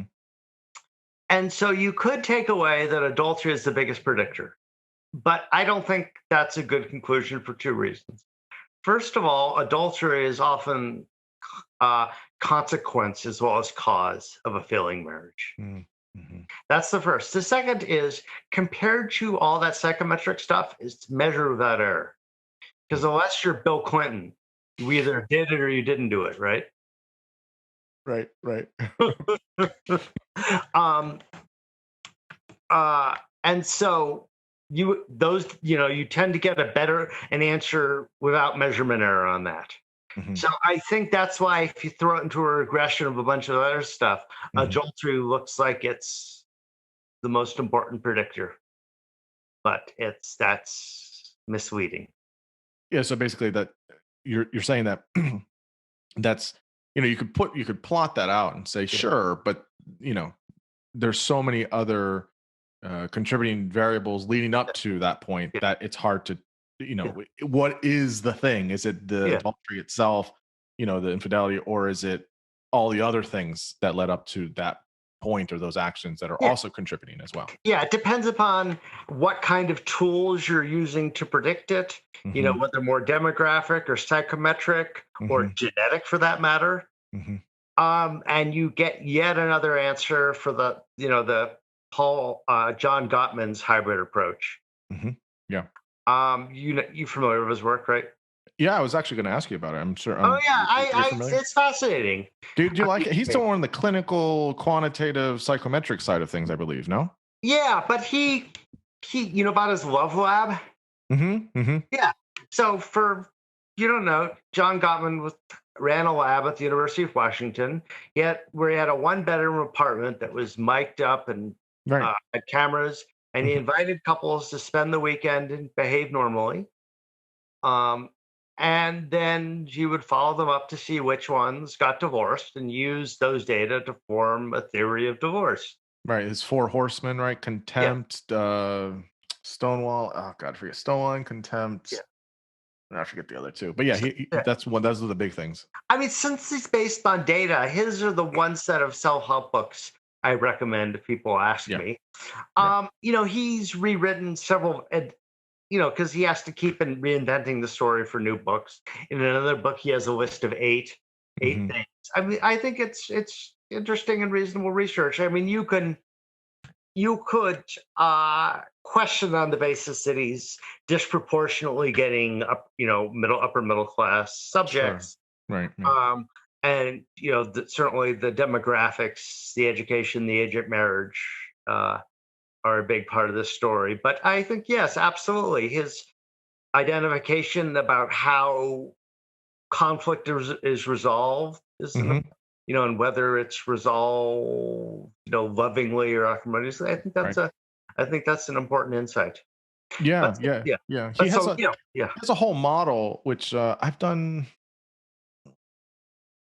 At least the first level. He's like 3 tiers of it for clinicians. I've done the first level. I think I started the second. I didn't finish or something, but I don't adopt his model like conceptually, but I've been somewhat trained in at least the early beginnings of it.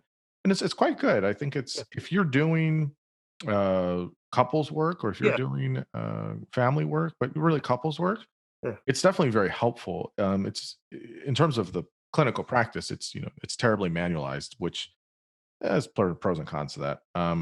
But I'm sympathetic to a lot of his stuff. And yes, he does have a self-help appeal that is, I think it's rooted in science and it's rooted in good data. So more or less, so that doesn't bother me as much, unlike something like 5 love languages or whatever the fucking bullshit is. What are the 5 love languages? I couldn't even. Acts of service, words of affirmation. I really only know this because clients tell me this. They're like, "Oh yeah, have you read?" I'm like, "Yeah." I believe in you, Xavier. no statistical Right, grounding on that. So right. Or just no data grounding. no, it's Yeah, I mean, just if it it's were garbage. qualitative research, but yeah, Like even like I get really upset about their like in their measurements, right? Like right. their handouts that they give out. They're all, I mean, they're not valid. Oh yeah, I Um, mean, there's so much bullshit, right? oh, Yeah, but that to me, yeah, that's a heuristic that a lot of people use. It makes sense. It clicks. It's like people with Myers-Briggs, which is also bullshit. yeah, It's yes, just like, yeah, people, I'm an INT at whatever it is. yeah, And it's like, to me, I think scientists have a responsibility and a job to say, well, it's easy to beat up people that, are making a buck and trying to, sell some of this stuff. But, we should put better stuff out there that's more understandable for common folk. So yeah, I think that's important yeah, too. yeah. I agree.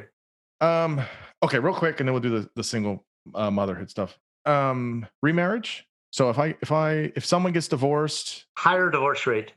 for the second marriage, right? Yes. Yeah, this is familiar to me too, and I didn't know if that was still current. So, Oh yeah. is it? Wow, it doesn't matter, right? I could get married and be married for 2 years, get divorced, remarried, not so good, or if I'm married 20 Yeah. years. So there's two. Yeah, I mean, there's two things going on that are worth paying attention to. One is stepkids, Hmm. which make divorce more likely, right? Because it can create conflict. The second, though, even if you net of the effects of children, just the higher divorce rate because you've shown that you're willing to get divorced if you're in a remarriage. You're a divorcer. Hmm. Hmm. That makes sense, right? Yeah, I mean it's kind of that whole thing of like, well, if you did it one time, Exactly. Yeah, exactly. if you quit one time, maybe you quit on the second time I around. mean, I would not. I would. I would. You know, hasten you not to use such pejorative language in your clinical practice and call your patients quitters. But yeah, Right. Yeah. So I think that's interesting. Yeah, because I had read that a while ago, and I didn't know how much it held up or yeah, it does. progressed. And hmm. And so does it get progressively worse if you third and fourth marriage? Hmm. I mean, I don't. I really, yeah, I don't know. I don't think there's a lot of people studying higher order marriages because they're relatively infrequent. But yeah, to the best Yeah. of my knowledge, it does. Hmm. And I've actually, in my divorce book and in a paper, I show that um, the more times your own parents transition, marry, divorce, remarry, the more you will yourself as an adult. And so it's in, It yeah, goes it's just fascinating. beyond your parents divorce, you divorce. Yeah. It's there really is that kind of like the very colloquial break the cycle kind of thing, right? Yeah, Like if yeah, it's like, okay, but then it goes back to all the other stuff we said about yeah, people stay married, but there's terrible marital discord and all that yeah, stuff. yeah. It's very, very fascinating. I like to tell my, I just finished teaching an upper division class on divorce, Hmm. 15 weeks on divorce. So we you know go on, we go to a lot of places, but I really ask them the question we're going to ask is divorce good and when is it good? Yeah. It's the one question we're going to try to answer. That's a really important question because I mean, I think most people would, my guess would be most people's gut reaction would be like, no, that's terrible, right? We shouldn't do that. But then I think if you think about it and you talk about it and dialogue with it, I think there are some probably occasions where if it's a really unhealthy relationship, I mean, Yeah, just psychologically and yeah. emotionally, I'm not necessarily talking about abuse or anything like that, but it's just it's not good for both parties involved. Yeah, maybe it's not right to stay together. Well, I mean, in general, marriage is good, and it's better on the whole if people don't get divorced. But I'm really glad as a society we're now at a point where people can get divorced, Yeah, yeah, which Do you know what divorce law used to be like before 1970? I have, if I remember correctly, it was very heavy on, well, A, it was very difficult, and B, it was very heavy on like, it was very, it was very male centered. So like, whatever the male wanted to do, that's what went. The women had Uh, to do that, or no? Is that wrong? I don't know if that's necessarily true, but you're right about it being difficult. Hmm. And what you had to do was sue for divorce. It was a And civil lawsuit. yes, and a party had to be at fault. Hmm. And the most common fault was adultery. Right. And so by the last days of fault-based divorce, um, it involved a lot of perjury, right? Hmm. You got someone to say, "Yeah, I was fucking the husband," and they testify and they perjured her ass off, and everyone knew it was a sham, and the judge signed off on it. Right. But Ronald Reagan signed the first modern no-fault divorce law as governor of California in 1970, January 1st in 1970, because these bullshit cases were clogging the courts. Hmm. And so I'm, glad that, you know, divorce is available to those who need it. But yeah, it's best if it can be avoided. Yeah, because now, I mean, I think I mean, this is maybe more on the legal side, but most people file on irreconcilable differences. Is that Yeah, yeah. the highest Oh yeah, one? almost everybody, right? Right. The old laws are still on the books just because Hmm. laws don't get taken off the books, even though it's not relevant whether buffaloes can ride on trolley cars or not. Right. I you know, all these crazy laws that are still on the books everywhere. But so the old laws are still on the books, but they're hardly ever used. Yeah. Yeah, and I think you're right. I think, I mean, I think we probably converge on this, which is I also think marriage is a really good thing, and I think, I mean, I'm biased, right? Because I'm, a clinician and all the work I do with clients, but I think people should, when you have vows and everything, there in our cultural ways of doing things is, in at least the United States is, lifelong monogamy. But I think you have a vow, which is, you try your hardest. You Yeah, try when it's shit and it sucks and you don't want to do it, you still try. I Um, think you're absolutely right. and I don't, and I think this is, you can apply this with a lot of other things too. But I think marriage is a healthy cultural and Yeah, value of sorts, yeah, I or agree. unit that we should try to put in probably the most effort and not quickly look for an exit door because of whatever. Yeah, I My, agree. my caveat on that is there are times where, um, when you have, two people that have been trying to do that and it's just they're at loggerheads and it's just not there. Well, then it should be like kind of what you're saying. Like it's not this, stone ages, like did you catch someone cheating and that's the only way you get divorced either. So I'm very much, and I'm just speaking kind of from my experiences with working with couples, which is, I if they want to do it, then yeah, we work Yeah, hard to try and work on it. But if they, if really just isn't there, and that's always tough, even if you at the moment hate that person, but then there's always a loss. It's always tough, it's a sort of a breaking up of family and things like that, and that's hard too. So I think it's there's both sides have a lot of value on this. So when that happens, so then you get single mothers, right? I get yeah. single dads too, but you're working on a book. So just kind of briefly On the economics of single motherhood. tell us about that. You're working on a book on this. So I guess what kind of drove you to, is it another co-author or just you? Co-author, Okay. What drove you friend, guys to and write this? uh, so specifically, we were at a meeting about 25 years ago. We're my friend Matt McKeever, who's at Holyoke, not Holyoke, he's at Haverford now. Mhm. We're on I was giving a paper on a round table, and there was a guy there named Richard Peterson who was presenting a paper. And so, sorry, this may be more backstory than anyone cares about, No, but no, that's fine. That's okay. fine. Um, so you sure you've noticed that in some fields there's some source or some statistic that people have always relied upon, and they've always relied upon it because everyone has always relied upon it. And then finally Yes. someone goes back to check it and it's a load of shit. Yes. You've That's noticed this? about half of social science. No, I'm just kidding.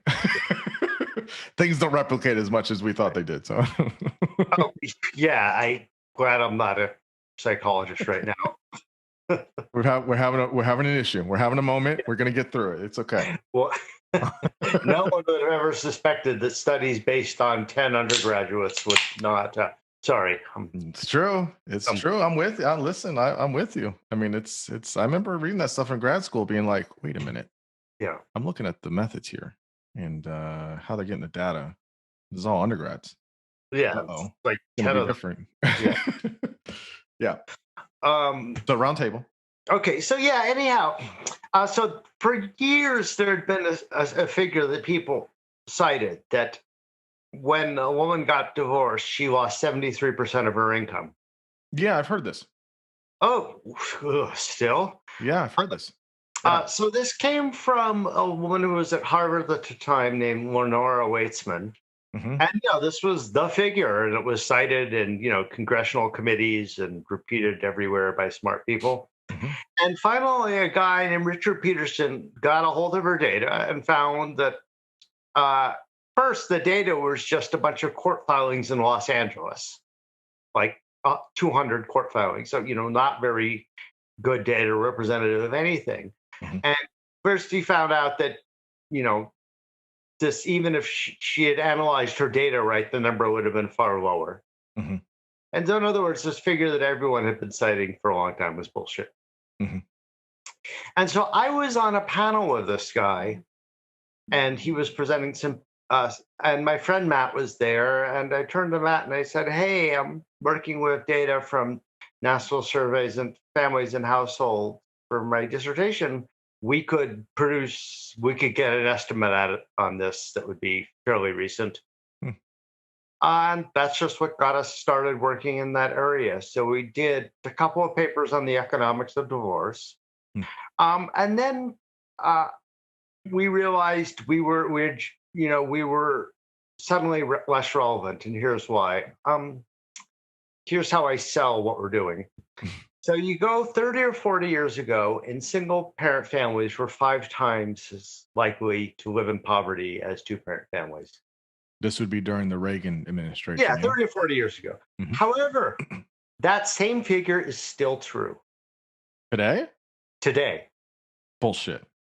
Or, okay, or within the last, I don't know if in the last 2 years, but 5 years ago it was still true. Really? Yeah. Now, we thought, how could this be?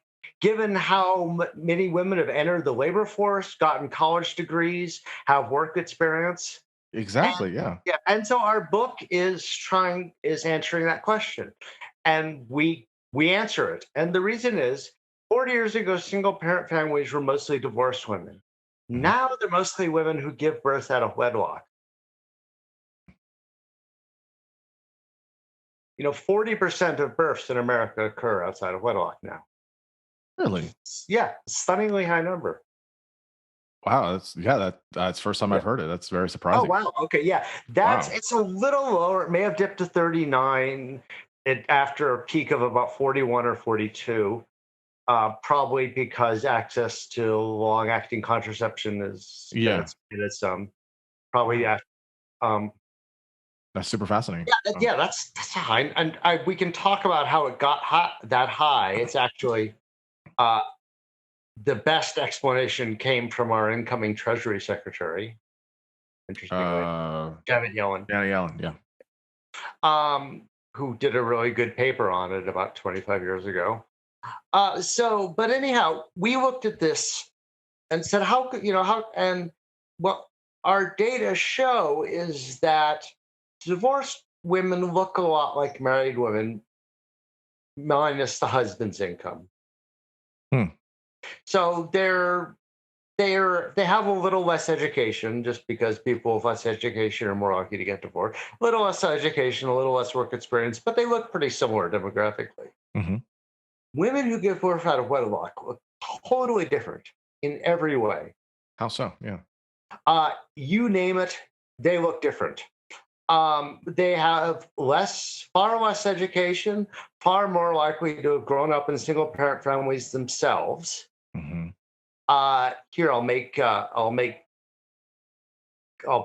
Bo Weinberg and all those people happy in pointing out that they have lower IQs.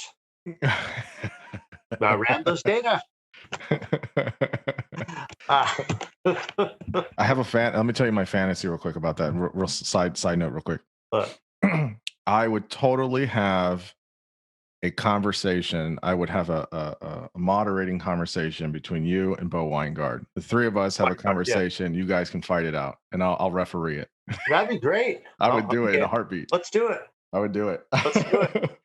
For listeners, I had Bo on the podcast earlier, Yeah. and he is a I don't know, I guess controversial for some people, not for me, but I get why he has, he does a lot of he looks at human variation in IQ and different races and stuff. And, that's kind of what people get really upset about. I mean, the animus is a little lower now because, to change them, he sort of admitted he was wrong and that he underestimated the destructiveness of the Trumpists. Yeah. I think he's done that publicly. Yeah. No, yeah. He's gotten hit for that. I mean, on the other side, Yeah, I mean, he's back. Yeah. And, part of the reason I was arguing with Bo and so many people before the election was just election outreach, right? Mhm. If you're an election volunteer, you call people, and individually it has a small effect, but if a lot of people do it. And Yeah. so part of that was arguing with people who had reach. Yeah. Like, oh, Yeah. So yeah, back to single mothers. so women that have kids out of wedlock, they have I guess lower IQ in terms of national IQ. I guess this would be the case, right? In terms of the norms of so if you're I don't know, a white woman in your early to mid 20s, there's a normative sample that's used for IQ. That isn't always the important thing, but So I know nothing about IQ really. All I know is one of the data sets I was using, the National Longitudinal Survey of Youth, they had IQ. And so I ran it, and I ended up using AFQT, Army Armed Forces Qualification Test, just because there were data on that for more respondents. But there were a lot of also actual IQ, Stanford or Binet or whatever they're called. Yeah, I'm sure the Stanford Binet, maybe the WACE, maybe Woodcock Johnson cognitive abilities. Yeah, and so there were those data also on subsets, and they correlated highly with AFQT. So anyhow, I was just interested in this to show that women who give birth out of wedlock have lower scores than do either divorced women or married women, much lower. So as I was going to say, how much lower was it, or was it like a standard deviation or two standard deviation? Or let me see what I'd have to look.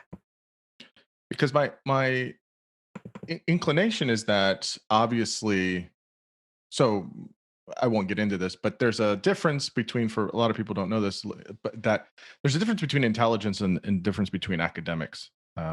Academics are what you learn in school. Intelligence is 40 to 70% genetic, and the other half of it, cultural influences. So, that's kind of standard data. This is already beyond me, what I know. So, anyways, it would be interesting to know if IQ is implicated there. But I'm curious about how much. I take.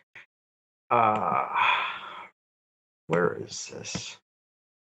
Anyhow, so not only are they lower on all these measured variables,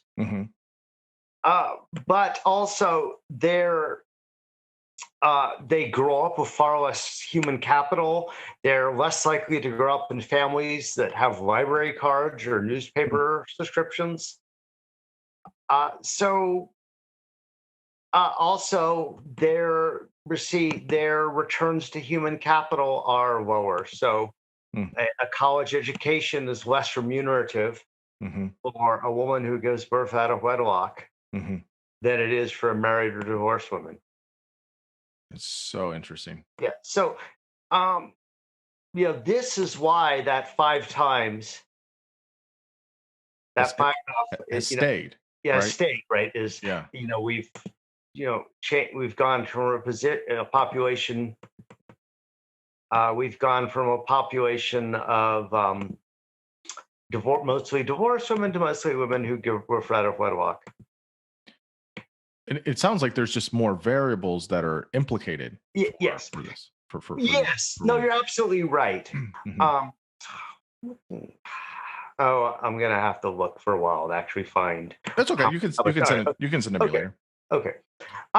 So now, the social science listener will be saying, well, what about endogeneity or sample selection or Mm-hmm. whatever you call it in your field? Mm-hmm. And the answer is absolutely. Mm-hmm. We do a couple of different approaches to this, to explaining these income differences. Fixed effects models. We also use acute instrumental variable model where we contrast women who give birth out of wedlock to those who miscarry. Mm. Right, so it's a natural experiment. Mm-hmm. Mm-hmm. We're not the first ones to think of this, but we're the first ones to actually do it for out of wedlock fertility. Mm-hmm. And so once you take the sample selection into account, either by this naturally occurring experiment or by fixed effects models, Mm-hmm. a lot of the differences between never married mothers, that is, women who give birth out of wedlock, and divorced mothers disappear. Really? Yeah. So whatever a lot of the differences in the error term. Yes, there's less human capital and lower returns to human capital. Mm-hmm. And for that matter, over time, the the returns to human capital got higher for most people. The value of a college education increased. It didn't increase nearly as much for women who give birth out of wedlock. So What are there, your hypotheses about this? I'm not so good at that part. So, but it is an interesting yeah, it is an interesting data point because you have to look when you're saying that 30, 40 years, this is still the same. That's crazy. yeah. Well, so the overall number is the same, but the underlying trends driving it have changed a lot, Mm-hmm. right? In terms of composition. So, 1 second. Yeah. So, I mean, that's a lot of the story. Is we show these big differences and then show how show they're in the endogeneity. Now, exactly what that endogeneity is, Mm-hmm. we're probably not going to make too much headway there. Sure. Although this does have real policy implications Oh yeah. in terms of how you address different kinds of poverty. So if you're getting lower returns to your human capital, then say job training programs aren't going to work as well for Mm-hmm. women who give birth out of wedlock. I mean, I certainly like the idea of further expanding. Shit, how did I do that?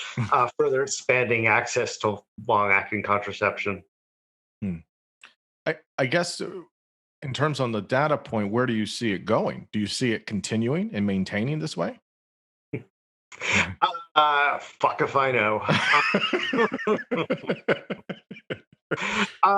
Really smart academics. Uh-huh. Really, bright people kind of totally embarrass themselves trying to guess the future, right?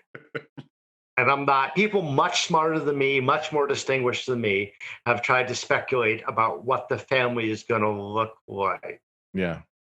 Um, so I think, I'd rather think, so I don't know. I mean, but then again, who saw who foresaw 2020 for that matter, right? Right.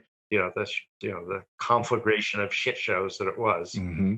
But I guess in terms of longitudinal data, right? Yeah, Like yeah, there's, we can look over time and see, yeah. trends, and this seems to be fairly constant in the past. I mean, what you would really call the modern What's the era. this part? The fact that it's still Oh, that stayed the last time. same. Oh, that, yeah. I mean, yeah, that looks pretty obdurate, right? Pretty resilient, just because, but it also is, it's also sort of, it's a ratio is always sort of amalgamating to at least two different things, right? Hmm. Hmm. And here it's, the difference is the changing composition of what it means to be a single mother. Hmm. This is also why you should never use a ratio variable for your dependent variable in a regression. Right? Um, kids. For all the Uh, stats people out there. yeah. Um, so I don't. It's persistent. I don't know, but I would have to predict that. I would have to simultaneously predict the economic prospects of divorced women, women who give birth out of wedlock, married women, the marriage rate. Hmm. You ask too much. So yeah, is there? I think you had made a reference to, maybe I misheard it, in terms of people that have successful pregnancies and those that have miscarriages and Yeah. stillbirths. What was the data point on that? It was just using that as a naturally occurring experiment, right? Hmm. Con- to contrast women who miscarry with those who carry their babies to term, Hmm. to see whether it's non-marital fertility Hmm. itself makes Yeah. women poor, or would they be poor anyhow? Ah, got it. And Okay. the Yeah. answer is they'd probably be poor anyhow. Hmm. Hearing the data, I mean, it it sounds bleak and grim. How I don't know where you're at in process of writing it, but I mean, how there has to be some spin here to sell the book, right? It has to be. What do It's you a mean? real shit time for single mothers that have kids out of. How do you sell it? We actually, one of our papers we published about 10 years ago, Mhm. actually published the title of the paper in the academic journal is Thanks for Nothing. Right? Yeah. I mean, that's so grim. What? I What? mean, How do you guys gonna uh, write it? I joked when the book about understanding the divorce cycle, uh, whether I can call it Born to Lose. Uh, God, why do I don't think you have to be positive sell it. I mean, look, we can't look away from car crashes, right? Yeah. So, Yeah. Yeah. so much social science is focused on, pathology, Mhm. what's troubled, what's fucked up. Yeah. I mean, but certainly, right, we certainly do acknowledge all these very positive economic developments for women, Mhm. right, that, you know, Yeah. we that women certainly have a lot more education, better jobs. Mhm. It's certainly better for divorced women than it used to be. Yeah. Yeah, I mean, there's a lot of positives in many other aspects, but Yeah. yeah, this is it's very surprising. I didn't know all that, so it's been particularly instructive. Um, okay, so let's just end on this briefly because I be remiss to get you on here and not ask you a few things about this. So this is your world, right? And it's interesting because how you set up the conversation where you had said like, I'm not religious. That these weren't like your particular kind of things. You kind of fell into these You topics. mean my personal? Yeah. Yeah. Um, so I know this is kind of your research, right? This is what you've been doing for, a long, long time. But I know you have other interests and other things you're really uh excited about, probably outside of this. So politics is one of them, right? I would say Yeah. Yeah. Certainly. loosely. Yeah. Um how do you, as it's like you just mentioned, right? It's been a wild year, and in many cases, and you know, I haven't thought about politics too much. I feel like it was just literally every hour, every minute before, Yeah, leading up to November 3rd or whatever it was. yeah. But since then, I've really just not really thought about it a lot. But you know, I don't know what the postmortem's going to be on, Trump administration. But Yeah. we had 8 years of first black president Obama. We had 4 years of Trump right after that, and now we're getting the oldest president ever in Joe Biden. And what I guess just in general, I'll just tee it up this way. What's your general pulse of like kind of where we're at, in society, and I guess how that influences our politic and all that. So what are your feelings on this at this point? Well, first, just to reassure listeners, I always indoctrinate my students into hardcore Stalinism whenever I teach. I say I will not refer to by your gender in class or talk about gender at all. I will deconstruct it in all, and you will join my band of Antifa super soldiers. Okay. I would never share any partisan in class. I implore my students to vote, Yeah, I know you are. but that's the extent of it. Uh, it's it's fascinating. I certainly like to joke that Trump was an evil plot to keep academics from getting work done because they're a group that's interested in politics. And God, you never know what's going to happen. Is he nuking Ottawa? Who knows? Hmm. Um, I don't know. I mean, I hope uh, it can calm down a bit. I hope the orange man loses his influence. That's the real question, right? Yeah. Is does the Republican Party and I guess you could say somewhat of the Republican base, not Trumpers, but Republican base, do they just stick with Trump and that brand of doing right wing politics, if you will, or do they leave him in the dust and say, "Yep, that was of the moment, 4 years, we had to stick with it, but now we're gonna retreat back to Mitt Romney, Paul Ryan, Marco Rubio kind of conservatism." I don't know. I think we're stuck with Trumpism for a while because Trump will certainly continue to play a role in it himself. Hmm. He's shows no sign that he'll dial it back like other ex presidents have done. Yeah. The Some of the leading new politicians of the moment, people like Senator Josh Hawley, are certainly, not going full Trump, but Hmm. picking tools from the Trump playbook. Yeah.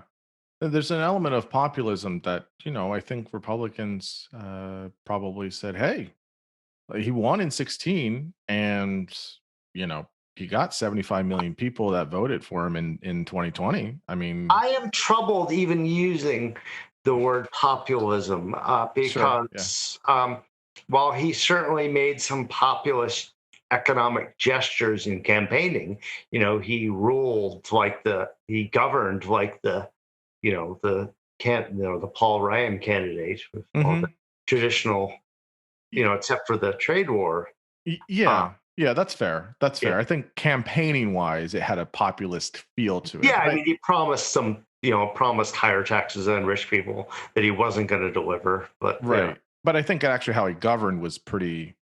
I mean, if you take just on the policies and what was actually done, with a few of kind of the executive order stuff, it was really kind of uneventful in terms of like, I mean, there wasn't a whole lot of big kinds of things. Again, in the tax bill really was, Paul Ryan's pet project. He yeah, got that yeah, done and was, I'm out of here.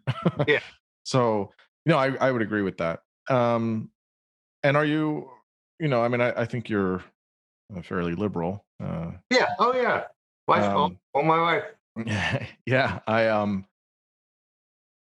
a lot of people. What do you think about this? Where a lot of people become very worried about very radical left, and Kamala Harris is going to be running the show, and It's such garbage. It's listen, such I it's agree with such you, but fucking nonsense. First of all, I agree no with one you, is but paying attention. None of those people have any idea of what the vice president does. It's useful to quote Franklin Roosevelt's first vice president, John Nance Gardner, who said, "The vice presidency isn't worth a bucket of warm piss." The president has, aside from being the deciding vote in a split Senate, has no official role and no official power. Right. Period. Well, yes, technically, but I mean, she's going to really be pulling the strings. Biden is barely cognizant half the time. She's going to be doing. I mean, this is.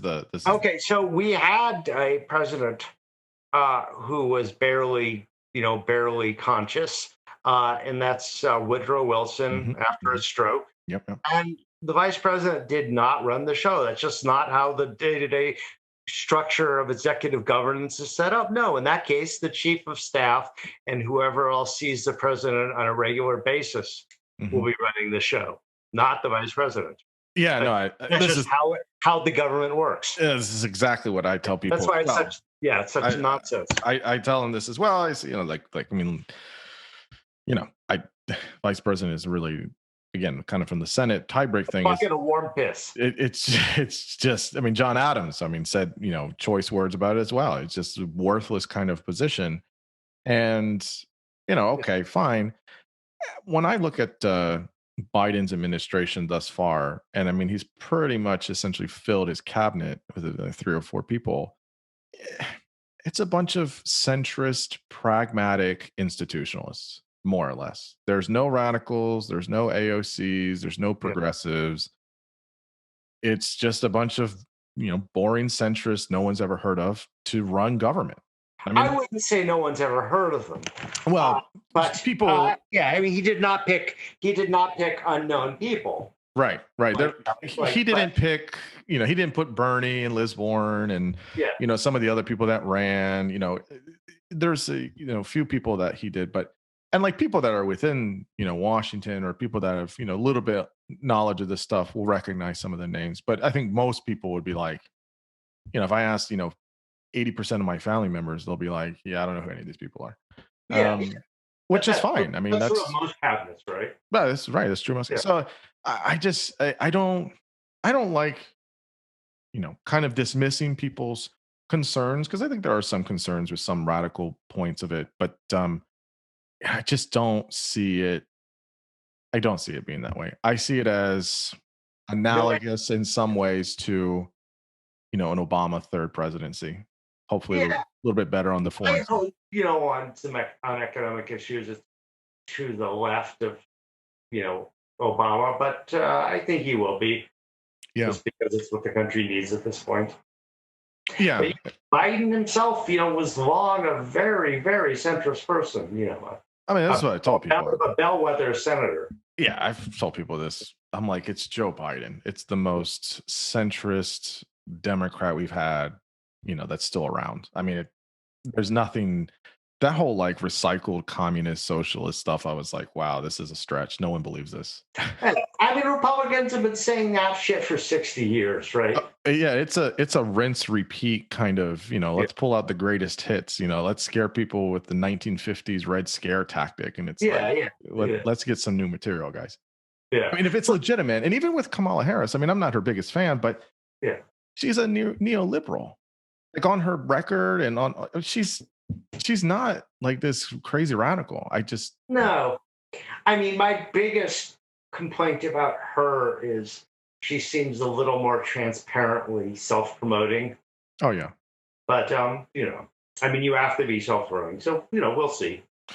yeah. I think, I mean, I'm not really worried, but I know Well, no, right? there's people out there that are Oh, really worried about it. I Twitter's don't get it. crazy, right? I mean, I taunt them more than I should, about the Antifa super soldiers and make everyone's going to have to get gay Sharia married in an intersectional death camp. Uh, Yeah, I think that stuff is just, yeah, I don't get people's bonkers. fanaticism about this, but Yeah. well, Nick, this was a lot of fun. You are a really, really wise soul, and you have a You're too lot kind. of Thank you. really, really good data. This was educational and instructive for me. I hope it is for listeners as well. Yeah. Everyone should go and buy Nick's book so he can get at least a couple dollars. I'll of course put all the links and everything in the notes. At least for the first couple of books, there are plenty of illegal download links, and I know that because, like a lot of academics, I have a Google search active on my name. Oh. And so every time a new illegal download link materializes, I get an email about it. Oh, no, don't do that.